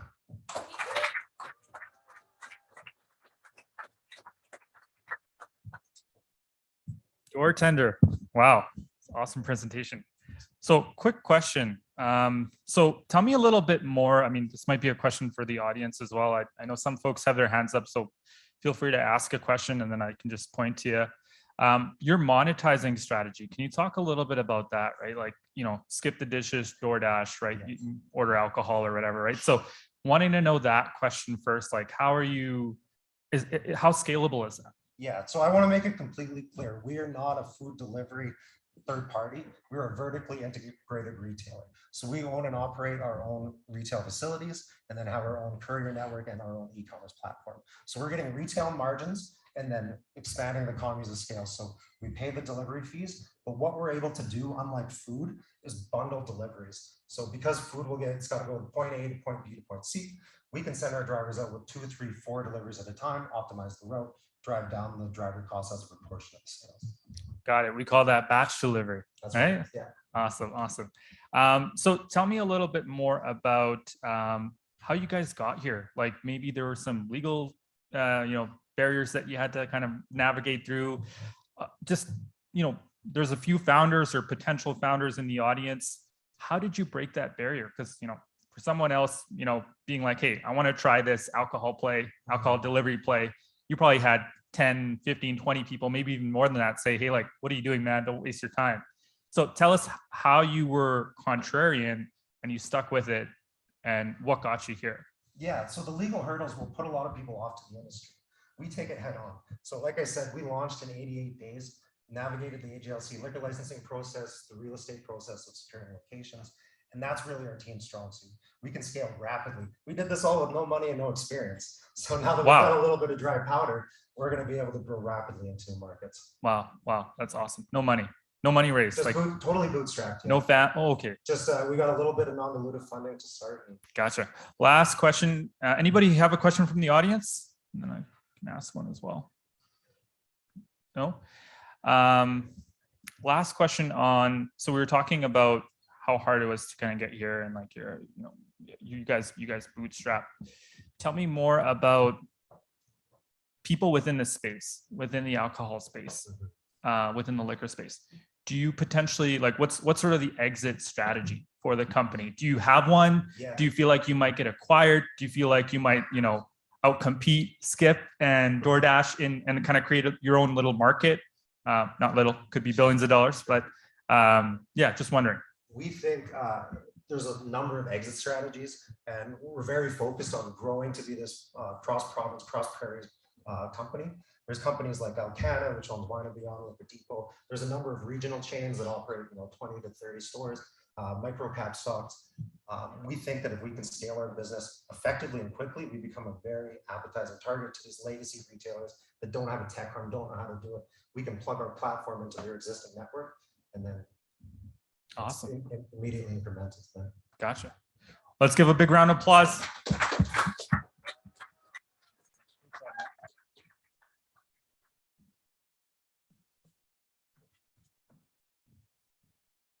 Thank you, Troy. Great presentation. I'll need to talk to you after because I think I might be your first subscriber. Anyway, so next we have Derek from Bladeflex. Go! Thank you very much. So my name is Derek and my company is called Bladeflex Inc. It's also the name of our flagship product, Bladeflex. And Bladeflex is a health and wellness company that designs, distributes, and manufactures innovative healthcare solutions. And one solution that we have started with is the upper body injuries. This problem can be very detrimental just because of the muscle memory of the jobs that we do and the work that we do, and just activities on a day-to-day basis really becomes overworked, and you get tight muscles and weak muscles in the back. And so that imbalance of stability really becomes detrimental over the long haul with repetitive tasks in day-to-day life. And so Bladeflex's solution to this is strengthening those weakened back muscles through strength training. And we also have exercises that you can do with it as well. And so our product has been on the market a few years. We have over 1,000 sales in the past few years. We also have been partnered with professionals in the professionals in the Edmonton Oilers. Dr. Nadeau is actually part of our team, and we've won the Made in Alberta award in 2020. And so we have a high level of customer service, and this is very important to us. And moving forward, we are going to be increasing our level of customer service. And we see this, the value of our product is shown really well through our customer service and low return rate. It's less than 1%. And we do have a patent approved in the US as well as in the UK just recently. And so we are going to be driving our dynamic and impactful marketing through different platforms online. And this will be through affiliate marketing, sports endorsements, and just continuing on what we have learned over the last 2 years with the sales and traction that we have so far. And so our global distribution strategy moving forward is going to be initiating our distribution in the UK, as well as scaling our US supply chain, and basically just working with what we've learned over the past few years and just making the good things work better with our ask today. And so the competition in the market is pretty stagnant. It's mostly braces and medical devices that are restrictive and not training devices at all in the upper body. And there is some wearable tech, but it doesn't really address the problems with muscle imbalances and things of that nature. And so with our passionate team, we do want to just grow out that team. We have professionals in various walks of life, but we are looking to add components in our sales and marketing team as we expand into the European market. So we do have a high % growth rate strategy moving forward. We've seen year-over-year growth in the last couple of years, 100% growth rate in the last few years, but with some injection of capital, we do see easily projected of about 400% margin growth rate, sorry, 400% growth rate next year. But we do have really high margins on our products, and we are looking to actually add a few products into our lineup this year as well. And so this growth funding primarily will be just for marketing and distribution as we expand into new markets in Europe and scaling our US supply chain and adding 1 or 2 products into our lineup, and really just working with what has been good and scaling it with the investment, $200,000 for a 10% equity stake. And so a few potential exits could be with partners in the sport tech sector, such as Fibre or other medical companies such as DJO Global. And we have a kind of a nice niche between medical distribution product and a sport tech product as well. Thank you for your time.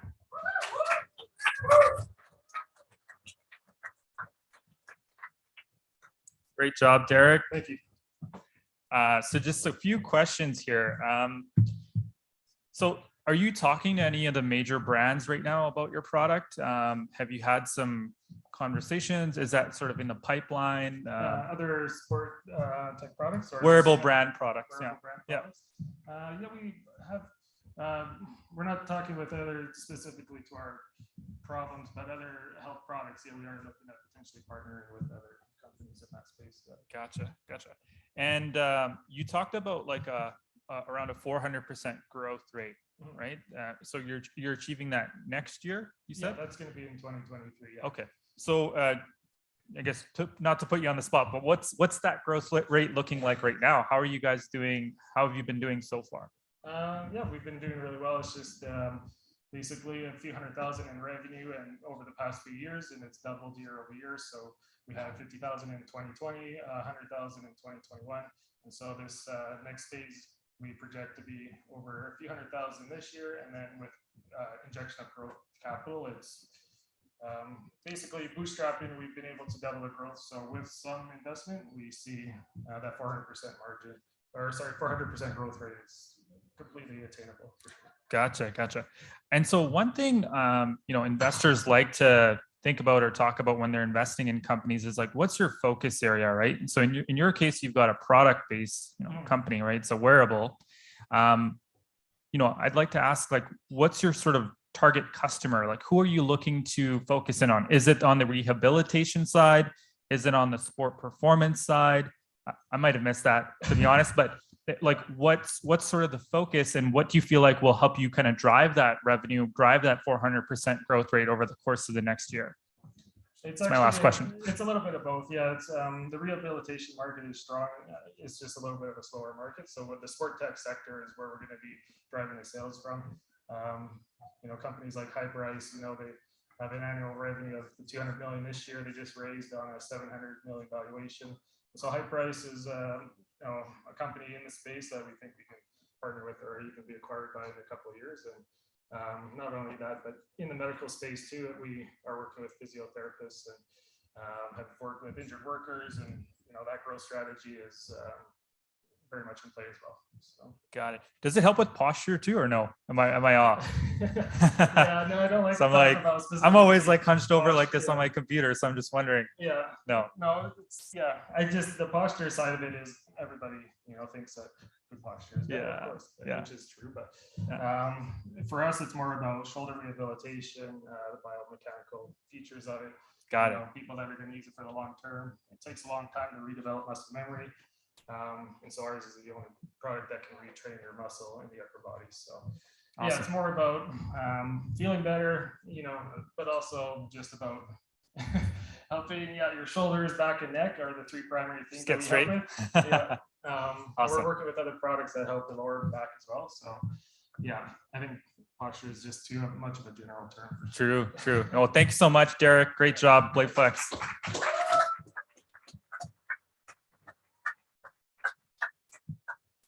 All right, let's hear it for Derek. Let's hear it for the pitchers. Let's hear it for Ismail. Thank you. Good Q&A session. And how about one final round of applause for Lisa from Health Cities? Thank you, Lisa. Any final words, Lisa? Thank you. This has been so much fun, and I would be happy to come back again if you invite me. June 23rd. Big date, June 23rd. Thank you, Lisa. All right, listen, we are in the home stretch. 4 more pitches. I want to remind people, if you'd like to have a little conversation, there's an awesome patio right there. Otherwise, let's give our presenters their full attention, our full attention. And I do want to mention the bar is still open, and Jeff from RocketFire just told me he's contributing an extra $100. And hey, now we're talking. I do want to give like a quick public service announcement. It's actually super easy to donate to the bar tab. You just transfer your money to beers@startuptnt.com. Beers, it's that easy. That's a real thing. E-transfer beers@startuptnt.com. It's that simple. Okay, listen. We got Q&A coming up, facilitated by Rob Davey. You may know him from Venture Mentoring Services, Blazer City, or Startup TNT Investment Summits. Rob, wave for everybody so they see you. Here's Rob. He's also got a beautiful British accent. And up to introduce the last 4 companies is Jean-Luc from BDC. Come on up, Jean. Let's hear it for Jean-Luc. All right, tell us a little bit more than that simple word association we did at the beginning. What does BDC do for startups? More than just lending? More than just lending. I know it's a lot more than that. Yeah, no, first of all, I want to say thanks so much for putting this on. It's amazing that you're able to do this for the entrepreneurs and everyone here. Without it, the ecosystem wouldn't grow like it is today. So thanks so much for that. In regards to, BDC and what we can offer to all the entrepreneurs here is, we're trying to get in at the earlier stage when one of the big 5 banks wouldn't come in. So we're trying to go with that non-dilutive debt offering to support, your seed raises and your Series A raises when you need a little bit more for that growth working capital. So anytime you're looking to raise money at that post-commercialization stage, please reach out because we're trying to help and assist you in that journey there. Awesome. And Jean-Luc, are you going to be sticking around for a little while tonight? Absolutely. That's right. Okay, so who is our next presenter, Jean-Luc? Up next is Trevor from Hemp Fibre Products. Let's give it a round of applause for him. Let's hear it for Trevor. Here we go. All right. Okay, guys. So how many of you here think hemp is awesome? What a brand. You're all wrong. It's just great. It's not perfect. So we're a plant fiber company. Hemp's a big part of our business. There's a lot of really cool things that you can do with it. And before I actually get really going into the deck here, I want to tell you a little bit of a story. So You can see there's bales of straw there in the field. This is a nice Alberta field. There's this big trend towards sustainability, obviously in the global market. And one of my partners in the business, and I've been in this industry for, we don't like to give away our age, but for a long, long time, decades. And so we've had big companies all over the world for over and over again asking us about how they become greener, how they incorporate plant fibers and other products into their business and actually do these things. So we'd always tell them the same story. You have to work on really, really refining your upfront process in terms of how you buy things, but you have to have a portfolio that de-risks your business in terms of how you're actually refining and processing that fiber. We kept getting the same message. That sounds really hard. And we don't want to do that because our focus is really just on one product. So what happened with our business is we kind of ended up getting into this by accident because we got tired of explaining to these guys how to do things. And they just really weren't that interested in doing it. They just wanted to buy the fiber. So this is what we're doing. We're providing a bit of a front end secret feedstock solution to get it into their hands. So these really big companies we've been dealing with for years can do things and not dilute their core business. So we're a plant fiber processing company. We use a lot of hemp in our process. But one of the things that we do different from a lot of other companies in this space is when we really got to know those big companies, those big silent players that are interested in sustainability, they're actually interested in a different grade of fiber than what most of the industry produces. They're actually interested in a very short specific material. And it was actually easy for us to produce, complicated for them, easy for us to produce. So we really tried to focus in on that and proving it to them over the last little while. So we had really, really engaged parties, especially when we started the company in March 2020. You guys all remember what happened in March 2020. They all told us to shut up in April 2020 and that they had bigger problems, right? So they all wanted us to stick around, but didn't want to do much. So we kind of worked away and bootstrapped things for a little while and proved that there's something to this whole market that's really relevant to them. And they stayed in touch with us and were really interested in things. And we moved things along. And so one of the things that we did to prove out that this business matters, and it's really actually much more simple than we think, is that, look, this is how we can take that plan apart. So in our business, we focus on 4 core markets that use that same processing platform to de-risk things for big companies that we're talking about. Soil enhancement for reclamation. I'm a biologist by training. So we've got some very, very large offtake partners that we've been testing materials in that space and super excited about getting that in there. And we've actually started major sales in that space. Packaging is a really big opportunity, obviously. And so we've been getting calls almost weekly now by large multinational companies saying, hey, look, how do we plug this into our business? So super excited about that. Specialty purified fibers that we can again send to some of those specialized guys, and chemical additives. So if you've ever bought a plastic cup, we can make that with about 40% down. And this has been around for a long time, but there's a specific way to do that with plant fibers. So traction. So one of the things that I mentioned at the beginning is we kind of had to react to all these companies coming in and asking us how to do this, and we showed them that. And one of the things that kind of blew up our world a little bit just a few weeks ago here is we had a large US-based multinational in the packaging space that said, look, if you can do these kind of things, we're really interested. We did it, right? So now what we have to do is figure out how we're going to do a lot more of it and do it fast. So that's the one big problem that we have. The second big problem is the same thing happened in the reclamation market as we move into a reboot in the environmental sector and people start doing things again. We've been testing some products quietly over the pandemic, and we got another panic phone call just a few weeks ago and said, hey, you remember that stuff that you sent us a couple of years ago? Well, it worked, and we'd like to do a lot more of it, right? So we're in that phase right now where we need to try and scale this business up as fast as possible to start meeting some of this demand in some of those key markets and really leveraging some of the stuff that we've done in the past. So we use fiber expertise. We've been in this business for a while. We've really built a team around that actually brings something to the party. We're experts. That's how we built these relationships with these big companies. We're flexible, so we're dealing with a large US company. It won't be hemp. It's going to actually likely be another non-wood fiber, corn or wheat, that we actually introduce into that market based on their demand. And then the other thing that we're bringing to that is industry knowledge. So these guys all want to pivot green, but doing so when you've been in a typical petrochemical-based process isn't easy. So we're leveraging that volume with them and that knowledge with them to get them to that next phase. That's it. Thank you. Big round of applause for Trevor. Thank you very much. A couple of really quick questions, I guess. Which end product are you like most excited about? Like some of them are pretty cool, but what are you most excited about? Well, the one that's got the biggest impact globally is the packaging side. Yeah. Right? So as we start to move away from products that are overstretched, like a wood-based fiber or even plastics, for example, that's the one that's really driving the bus right now. Yeah. And that's the one where we see the large players really try and drive it.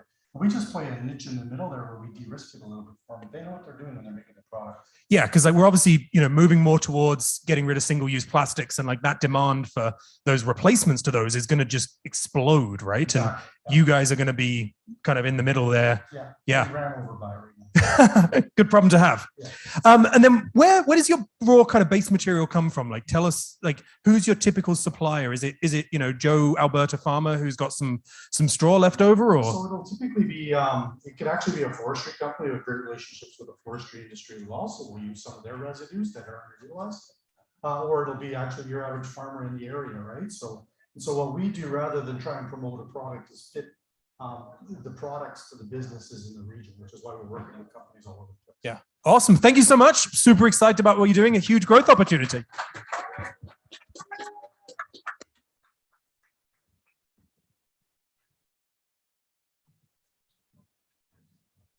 All right, another round of applause for Trevor there.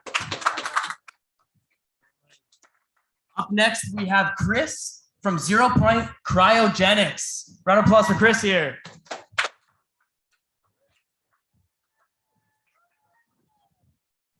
You know,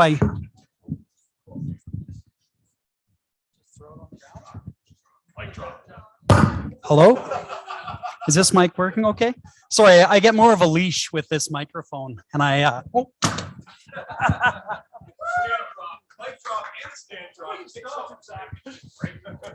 Thank you guys all for allowing me the privilege to come out and speak with you tonight. My name's Chris Casson, and at 0 Point Cryogenics, we're building the shovel for the quantum computing gold rush. By the end of this presentation, you'll have met our team, understand the problem we are solving, see where we have been, and come with us where we are going. Since 1965, Moore's law has held true. Now it has come to an end. Quantum computing is the next evolution in computers and technology, and will likely change the perception of what we believe is possible. Here are some of North America's leaders in quantum computing. The problem is that most quantum architectures require a dilution refrigerator in order to operate. Dilution refrigerators operate at minus 273 degrees Celsius. Our solution, we build reliable purpose-built dilution refrigerators for quantum computing, academia, and government. Our solution can be cooled down with the push of a button so that quantum computing companies can focus on their solutions rather than on their fridges. We've built out an incredible team. Dr. John Davis is a world-renowned low-temperature physicist. Dr. Paul Kim graduated from the Davis Lab, is a low-temperature physicist and an expert in nanofabrication. The quantum market, $486 million, growing at a rate of over 30% a year, and is estimated to hit $3.18 billion by 2028. The North American market for dilution refrigerators represents over 30% of the total market. Canada has invested over $1 billion in its quantum strategy. The rest of the world, over $22 billion. 0 Point Cryogenics has 4 primary competitors in the world, the largest of which did $410 million last year. 0 Point Cryogenics checks all the boxes as we move dilution refrigerators into commercial quantum computing. What we have done, I can't read the bottom of my slide. That's okay. We've raised $1.7 million in non-dilutive financing, in non-dilutive capital. We've removed the technology from the University of Alberta royalty free. We have a strategic partner that by 2026 will likely be one of the largest purchasers of dilution refrigerators in the world. We're almost complete our tenant improvements, and we've purchased all the capital assets required for us to begin production. Oh. Where are we going? We just landed our first customer, and it's the Canadian government. They're purchasing a dilution fridge from us, yeah, for over $550,000. Our ask, we're looking to raise $500,000 to hire additional staff, including a North American sales representative, purchase inventory to fulfill existing orders, and complete our dilution refrigerator for our strategic partner. Our gross margins are between 40 and 50%. Our break-even sales are 4 units per year. Our monthly fixed costs are $46,000. Thank you guys all for your time.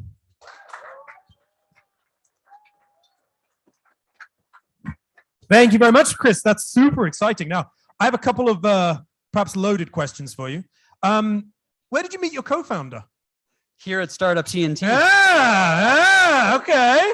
So, you know, if we were able to kind of make something work, we'd kind of be keeping it within the little family we've got here. So, and we just hired an employee that we met through Element 4 here at Startup TNT. Startup TNT in action, embodied by Chris here. So you sold a fridge to the Canadian government. I use the word fridge, you know, loosely. That's the okay. word. That's the lingo. Yeah. Just call it a fridge. What are they going to be doing with it? The National Research Council is going to use it to explore spin qubits, John. Yeah, So, quantum computing. Spin qubits, John. Yeah. Do you have any idea what that is? It uses a lot of magnetism to move particles. That was across a yeah. distance. That's okay. Super cool. And have they received their fridge? No, they haven't. We are just negotiating commercial terms. We're in the last 10 yards, and then we can start building it for them. We have to deliver it to them before March 31st of next year. Yeah. Wonderful. That's really exciting. So congratulations on your first sale. And you said it was how much for one of the units? Between 500 and 750 grand. Wow. Okay. So you don't have to sell that many of those to be. We don't. And Michigan State University, we are close. They just told us they put together the funding and they're ready to start talking commercial terms. Congratulations. Well, give it up for Chris.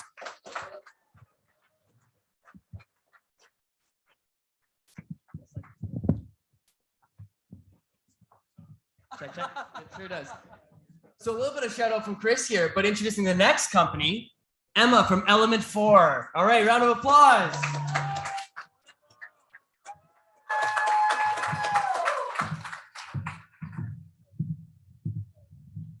Okay, hello everyone. My name is Emma Doolin, and I'm one of the founders of Element 4. And we're a technology company that's revolutionizing how Internet of Things devices are powered. So there are 3 critical problems with IoT devices in the market today. First, there's no single sensor solution that's adaptable enough to meet various use cases. They're expensive, and most importantly, they're reliant upon lithium-ion batteries, which have environmental and practical repercussions. So to put this into perspective, there's going to be 30 billion IoT devices in the market by 2025. With an average battery life of 3 years, this means that 3.5 million batteries are going to need to be replaced every single day. And to produce these batteries is going to waste 6.6 billion gallons of water and 19 million tons of greenhouse gases are going to be produced.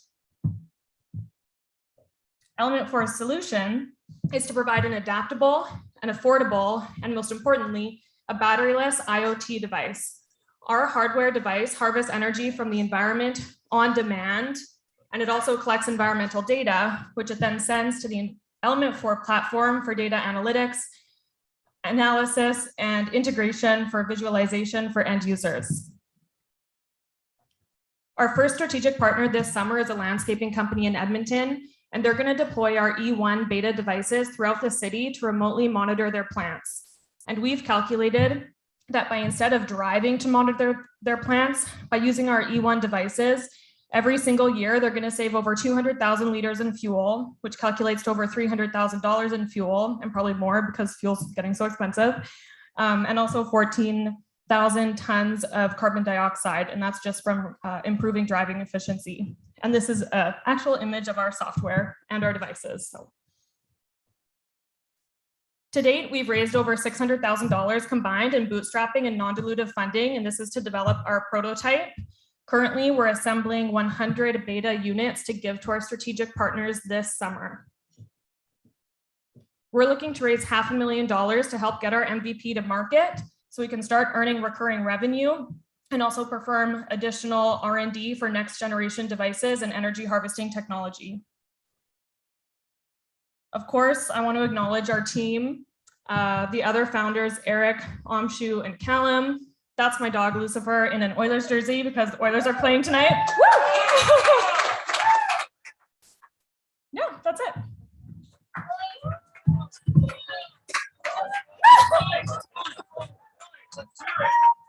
I was just so excited to come up here and talk to Emma about that I just wanted to fall up here. So yeah. No, I've been talking to Emma and her team at Element 4 for a while now about your product, and I think it's so awesome. Like you said, like harvesting energy from the environment to not need all those batteries is just absolutely amazing. Tell us about the long-term vision, right? You know, you've got this kind of cool technology now. Where do you see it going? Where do you see Element 4 going in the long term as well? Yeah, so the long-term vision is actually to have third parties develop the sensor add-ons. So for example, I said that we're working with a landscaping company this summer and we're developing a soil sensor add-on. The end goal is to have other companies produce those sensor add-ons and then we'll earn revenue on the software. So it's primarily going to be a SaaS model. And so the end goal is to be like an app store for sensors. So they'll use your power generating technology, yes, but they'll use whatever sensor they need. Mm-hmm.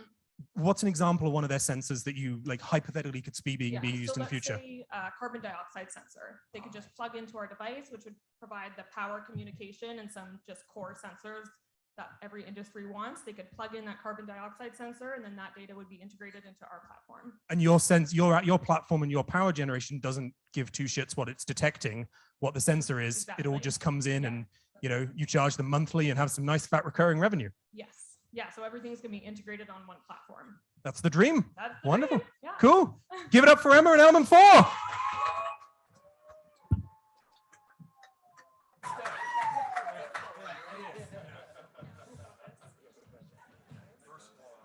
Thank you so much, Emma. All right, we're almost near the end here. So last but absolutely not least, Ade from adewunmi Skincare. Here we go, round of applause.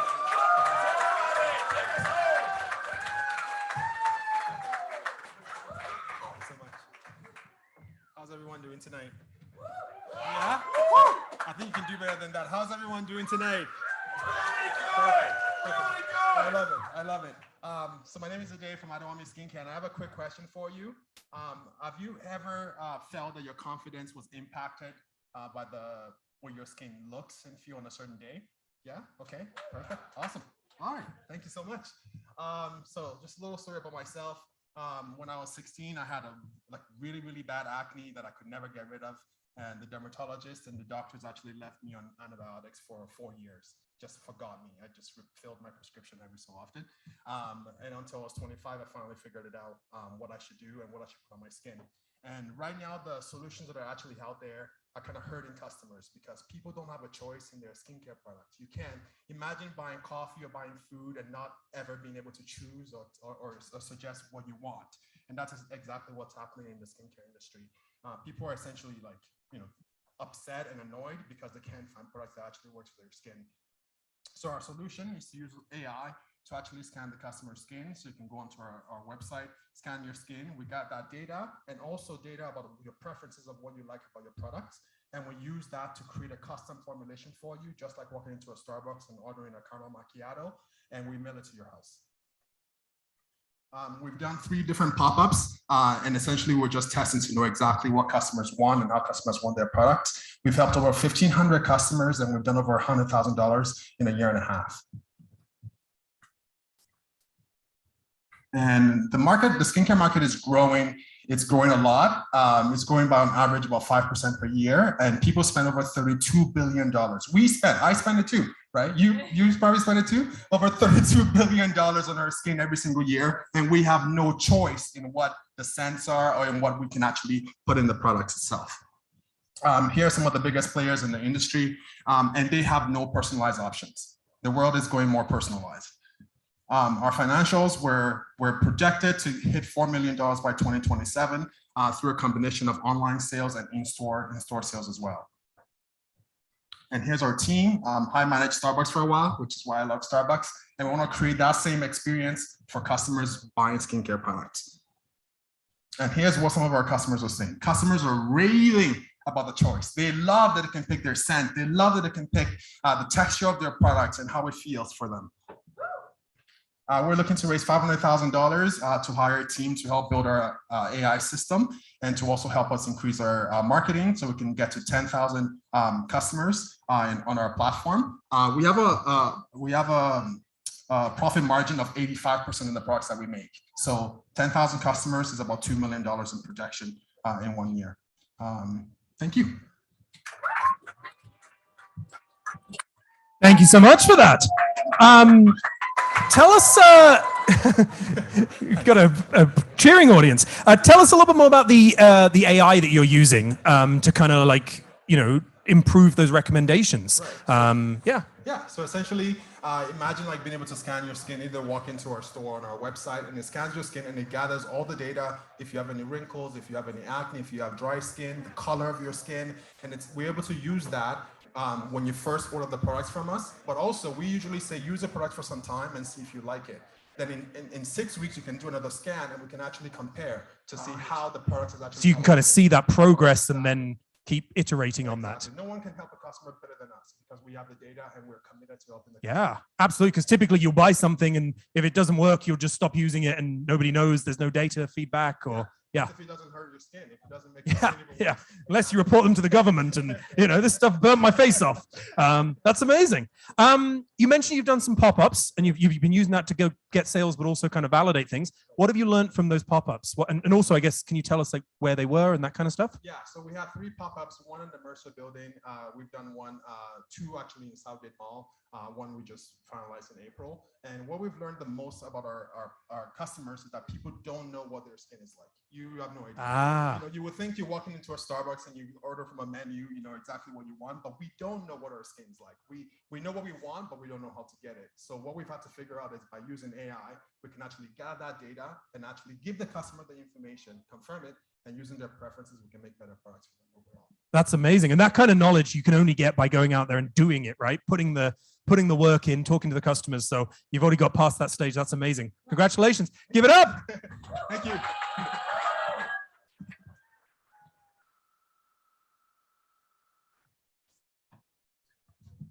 Listen, I want to thank the crowd here. I feel like the crowd actually got better over the course of the evening. So give yourselves a round of applause. Let's hear it. Give Jean-Luc a round of applause. Oh, give everyone else. To everyone else. Applause. All right, thank you, Jean-Luc. Really appreciate it. We have gone through 19 pitches. Yeah. But the night's not over. It's not. It's just getting started. Just starting. Anyways, listen, thank you, Jean-Luc. Thank you, BDC, Zach. Thank you to all of our sponsors. One more round of applause for all the supporters that started TNT. And Tim is here. Tim and I met. I mean, my job is beer shoutouts. So I just want to point out that Jean-Luc, as he was standing there, just e-transfer is $50 for more beer. So whoa! Beers your point's at on him. StartupTNT.com. Jean-Luc just extended the open tab. Woo! Just extended it. Who else wants to extend it with us? Listen, we're just about done. I can tell this crowd is antsy to start talking to each other. But who else should we thank?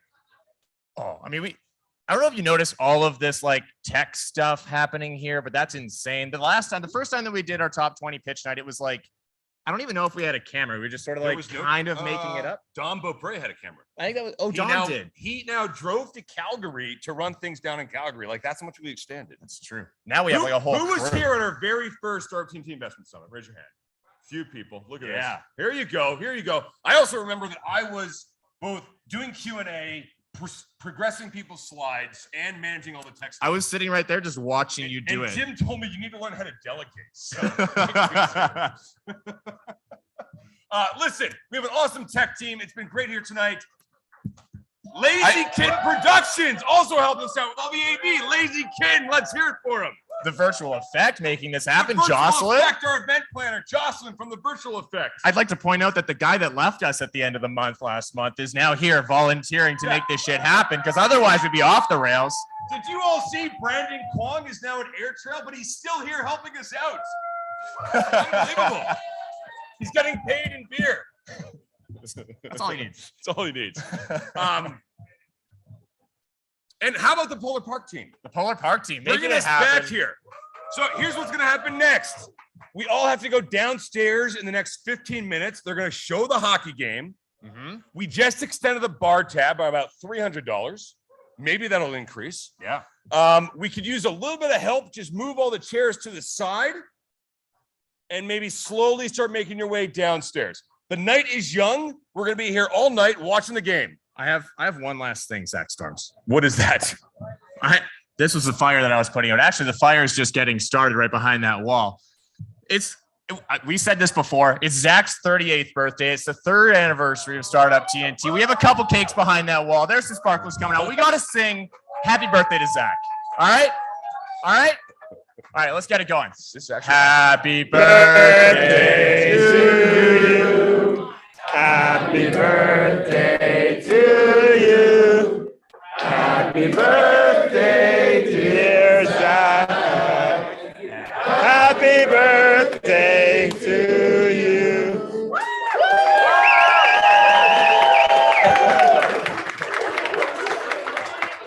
Oh, you can't blow. It's a sparkler. You It's a can't blow sparkler, it don't up. blow it up. Well, thank you, Yeah. Tim. Tim told me he was putting out fires all night, and I was like, "Were they actual crises?" And he's like, "Yeah, they were major crises." Major crises. So I had to go buy a lighter from Dollarama. That was what happened. They found sparklers. They're shaped. There's a How do we have? Oh, it's knife- good. We don't know that. Do we have plates or knives? No, or- they're going to be downstairs. The cake All is right. not happening here. It's got to go downstairs. Okay. That's where the party's All going right. to happen. We're going to move downstairs. Listen, is that a wrap? That's a wrap. How about one more round of applause? Thank you, everybody. This has been awesome. And let's go have some fun all night long. Let's get it going. Go Oilers. Go Oilers.